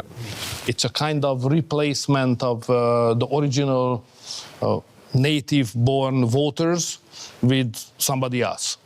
And this is, without being involved into any conspiracy theory, this is a well-detailed plan of the left. Because, my understanding of the history is probably not as sophisticated as yours, but if I understand correctly, the last 150 years of the European, including UK anyway, the European politics, it's about a competition of two tribes. One is those who think that we should stay in the traditional frame and value system of Europe as it was. Nation, freedom, Christianity, that's all.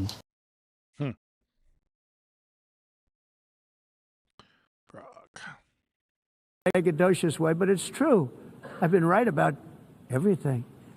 And I'm telling you that if you don't get away from the green energy scam, your country is going to fail. And if you don't stop people that you've never seen before, that you have nothing in common with, your country is going to fail. I'm the president of the United States, but I worry about Europe. I love Europe. I love the people of Europe. And I hate to see it being devastated by energy and immigration. This double-tailed monster destroys everything in its wake, and they cannot let that happen any longer. You're doing it because you want to be nice. You want to be politically correct, and you're destroying your heritage. They must take control strongly and immediately of the unmitigated immigration disaster and the fake energy, egredocious way, but it's true. Man, that was such a good speech. This was September 23rd. This is when the escalator turned off and when the teleprompter failed and he just spoke from the cuff. That was a Holy Spirit inspired speech, and he's confronting them. That's prophecy right there. That was amazing.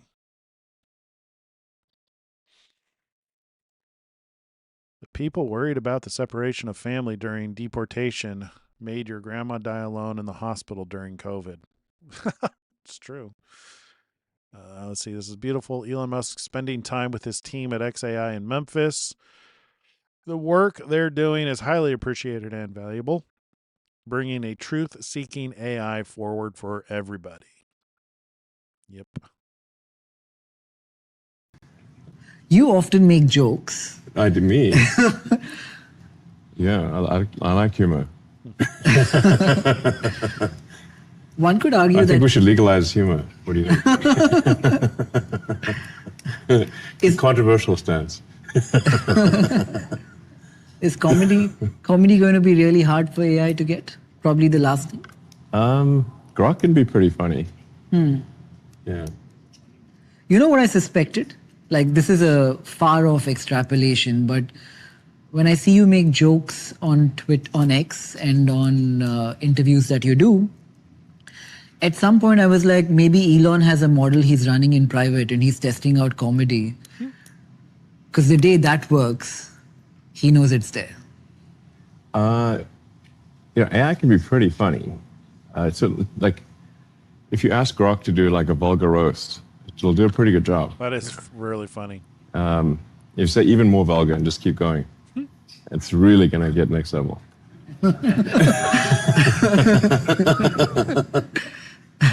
It's gonna do unspeakable. Like, say, vulgar roast yourself on Grok, and it's gonna do unspeakable things to you. What kind of comedy do you like? I guess I like absurdist humor. Comedy always had like a Monty place. Python or something like that. Comedy always had a place in society wherein the role of the jester was so important to every kingdom because they said things in a funny way that could not be said in a straight way. Yeah, I guess so. Maybe we should have more jesters. Yeah. Is that what you're trying to do when you say something which is a joke? Say something you can't when you're not joking about it? I just like humor. I think we should. I like comedy. I think it's funny. People should laugh. It's good to generate a few chuckles once in a while. Yeah. It's rather. I mean, we don't want to have a humorless society. We're dry. When you so dry.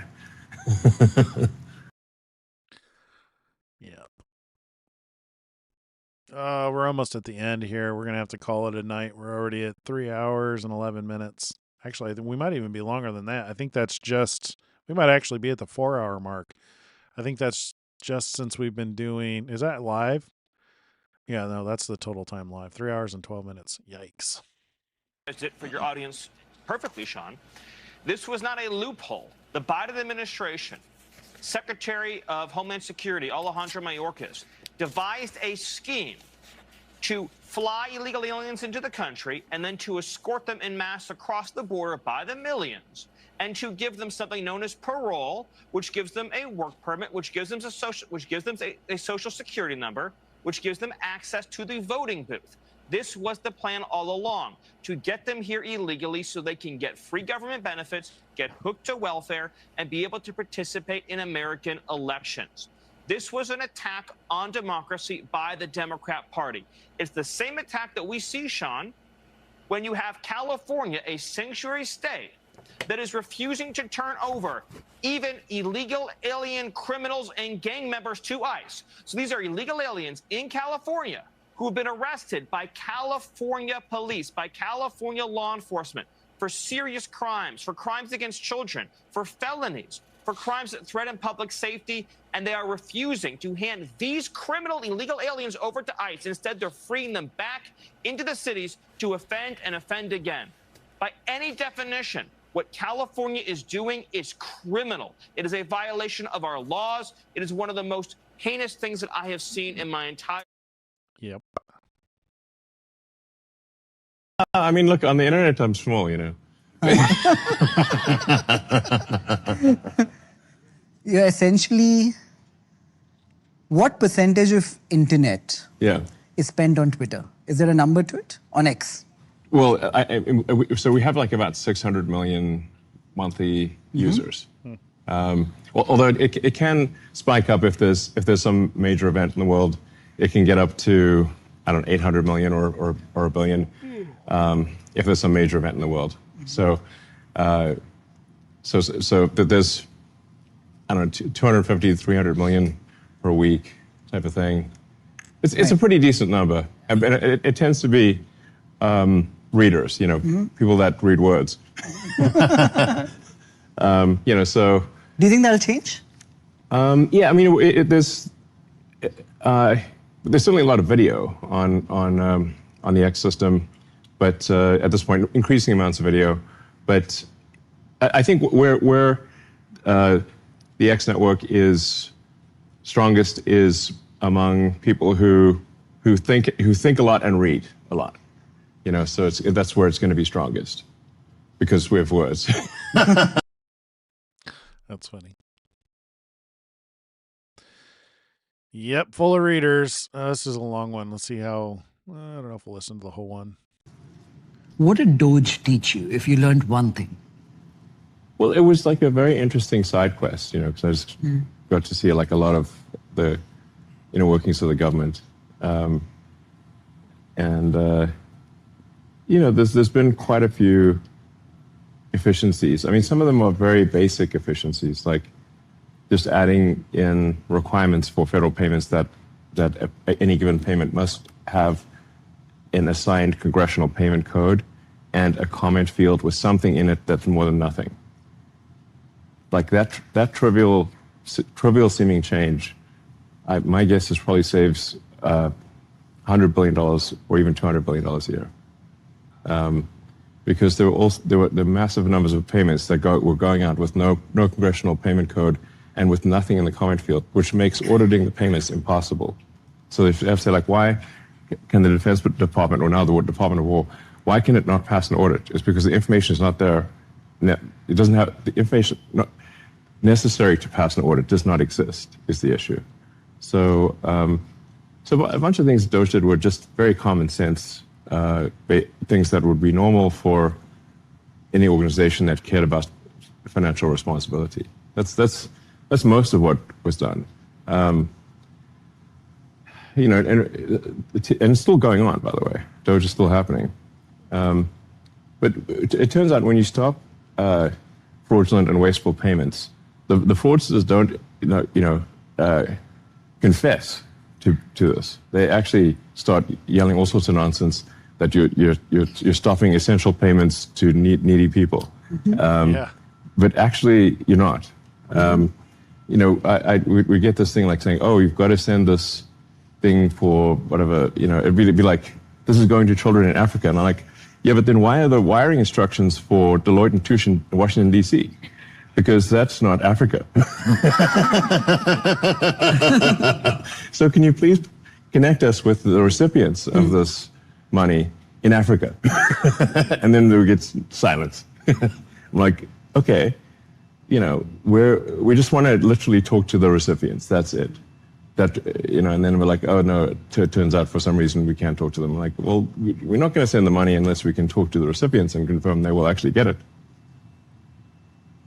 And then that's sort of fraudsters necessarily will come up with a very sympathetic argument. They're not going to say, give us the money for fraud. That's not going to be what they say, obviously. They're going to try to make these sympathetic sounding arguments that are false. They're going to start an NGO and then... Yeah, they're going to see NGO... It's going to be like the Save the Baby Pandas NGO, which is like, who doesn't want to save the baby pandas? They're adorable. But then it turns out no pandas are being saved, in this thing. It's just going to it's just corruption, essentially. And you're like, well, can you send us a picture of the panda? And like, no. Okay. Well, how do we know it's going to the pandas then? That's what I'm saying. Legalize corruption. What did Doge teach you, if you learned one thing? Well, it was like a very interesting side quest, because I just got to see like a lot of the... Well, we already listened to that one.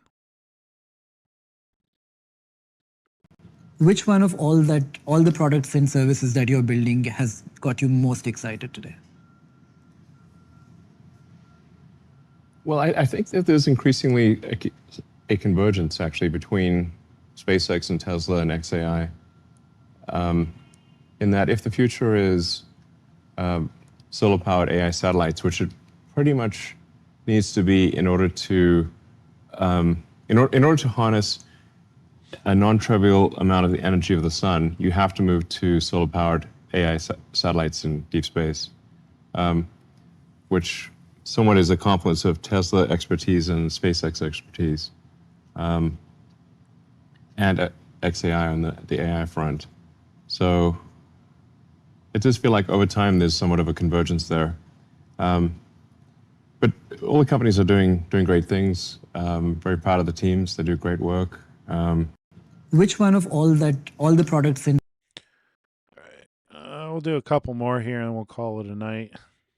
What do you think of philanthropy? Yeah, I think we should... Well, I mean, I agree with love of humanity. And I think we should... try to do things that help our fellow human beings. But it's very hard, like if you care about the reality of goodness rather than simply the perception of it, it's very difficult to give away money well. So I have a large foundation, but I don't put my name on it, and I don't, in fact, I say I don't want my name on anything. But the biggest challenge I find with my foundation is try to give money away in a way that is truly beneficial to people. It's very easy to give money away to get the appearance of goodness. It is very difficult to give money away for the reality of goodness. Wow. Very difficult. That's the Church of Philadelphia. What do you think of philanthropy? Love God and love your neighbor as yourself. You know, what's interesting about that is that's the group that has nothing to repent from. That's what God wants us to do. Church of Philadelphia, Church of Smyrna. You know, do you love God and love your neighbor despite crushing pressure? And do you love God and love your neighbor? I mean, it really seems as though it's that simple. And that means truly loving God, not loving some other God, right? God is a jealous God. He doesn't like it when you love other gods and have other gods before him. It's not good for you.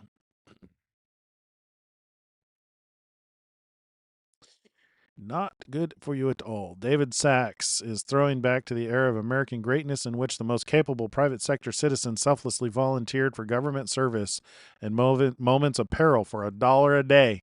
He is a credit to our nation. We need more like him, not fewer. Absolutely. What did Doge teach you if you learned one? Man, he posted that several times. I should show IDs to identify themselves. So should voters. Inside New York's hoax factory. 5 months ago, 5 New York Times reporters were dispatched to create a story about my supposed conflicts of interests. Did I end up in David's thread? No, he just posted it. Let's see. Crooked Joe Biden, Mayorkas, and so-called border czar Kamala Harris really screwed our country by letting anyone and everyone come in totally unchecked and unvetted. One of the reasons we impeached Secretary Mayorkas in the House. Chuck Schumer and Senate Democrats killed the effort without even holding a trial. They unleashed a border crisis, then covered it up. Never forget what they did. Yeah. There's one more thing. Where were all these courts when our immigration laws were being broken, right? And the judges? Let's see. Yulin Chen has joined Tesla's Optimus team as a staff robotics engineer. He spent the last 4 years at Apple as a machine learning engineer and robotics research scientist. I was totally blown away by the scale and sophistication of the Optimus lab and deep dedication of people. When I got to visit the office, my first week was already so much fun and exciting. Flat team structure, spontaneous, deep technical discussions, direct communications across levels, hardcore building, and crazy ideas with super fast iterations. You can feel the energy to change the world here. I really like it so far. That's one thing that I hear constantly. It's like if you're in a company or if you're in an industry, if you're in any kind of maker type of business, Elon Musk has really nailed the business models that work. And my understanding is it has to do with small teams, high levels of easy communication, and elimination of blockers. Like he will literally come in and ask, is there anything that's blocking people, and do everything in his power to unblock them. And also small teams is a big factor to moving fast. Large teams tend to move slow, and people tend to get lost in the cracks and sit idly by, unacknowledged by, somebody who can't manage large teams. Yep, he's got the pattern down pretty darn good. Democrat Party is organized around one essential command. No limit of any kind can be placed on the entry of third world migrants. The failed state of the world must be allowed to empty themselves out into America, and you must pay for their every need forever, right? Hey, I think we're actually done. Feels like we got pretty much...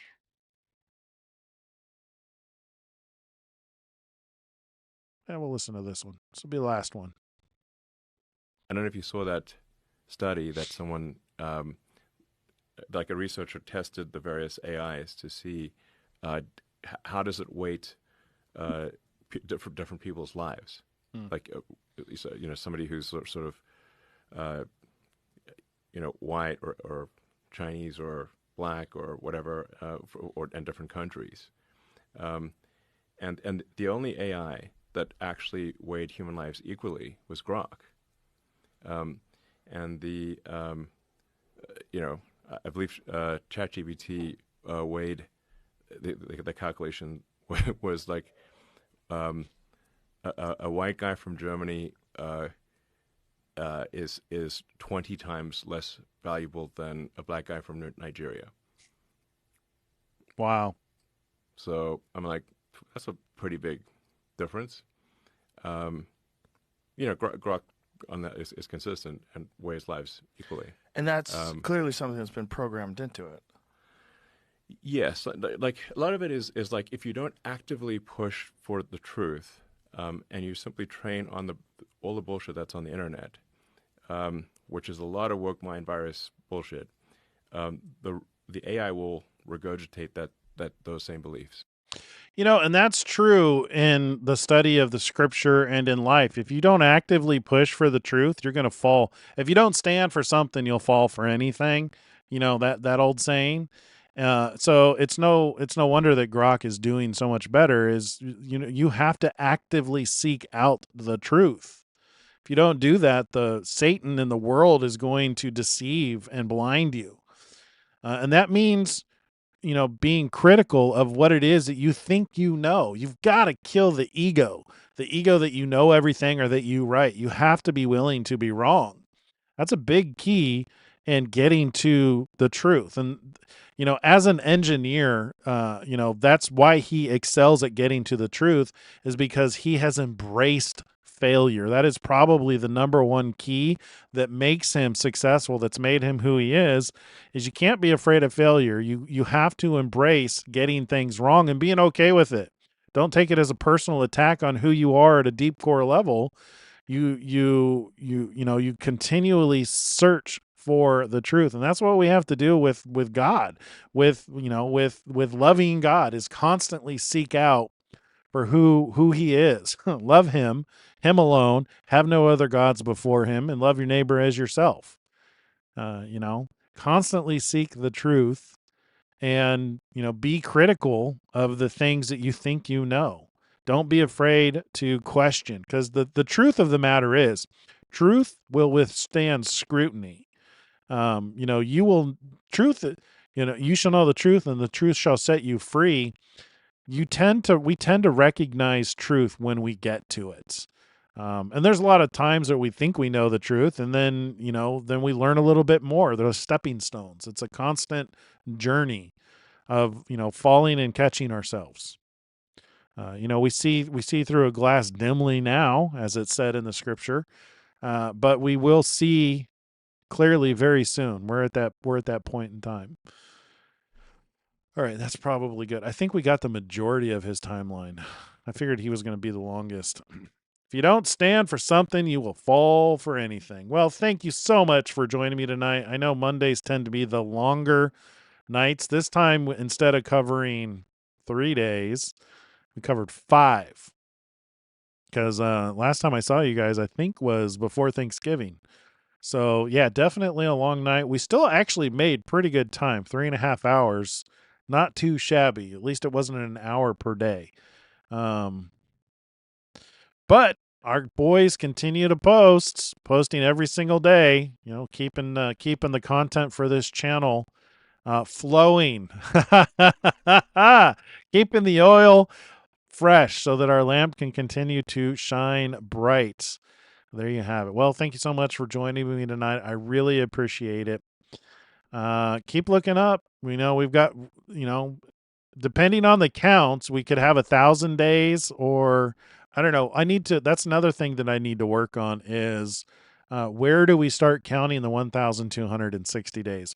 Right now, the one that I put in the title is based on January 20th, 2025. But there's a couple other days that we can consider, especially given the seals and when they open. One thing I can tell you is the days ahead are going to be challenging our assumptions. There's things we think we know that we're going to find out we're wrong about. And that goes for me too. I'm not afraid to be wrong. That's the objective is to put the flame to the fire, the put the flame to the fire. How do you burn fire?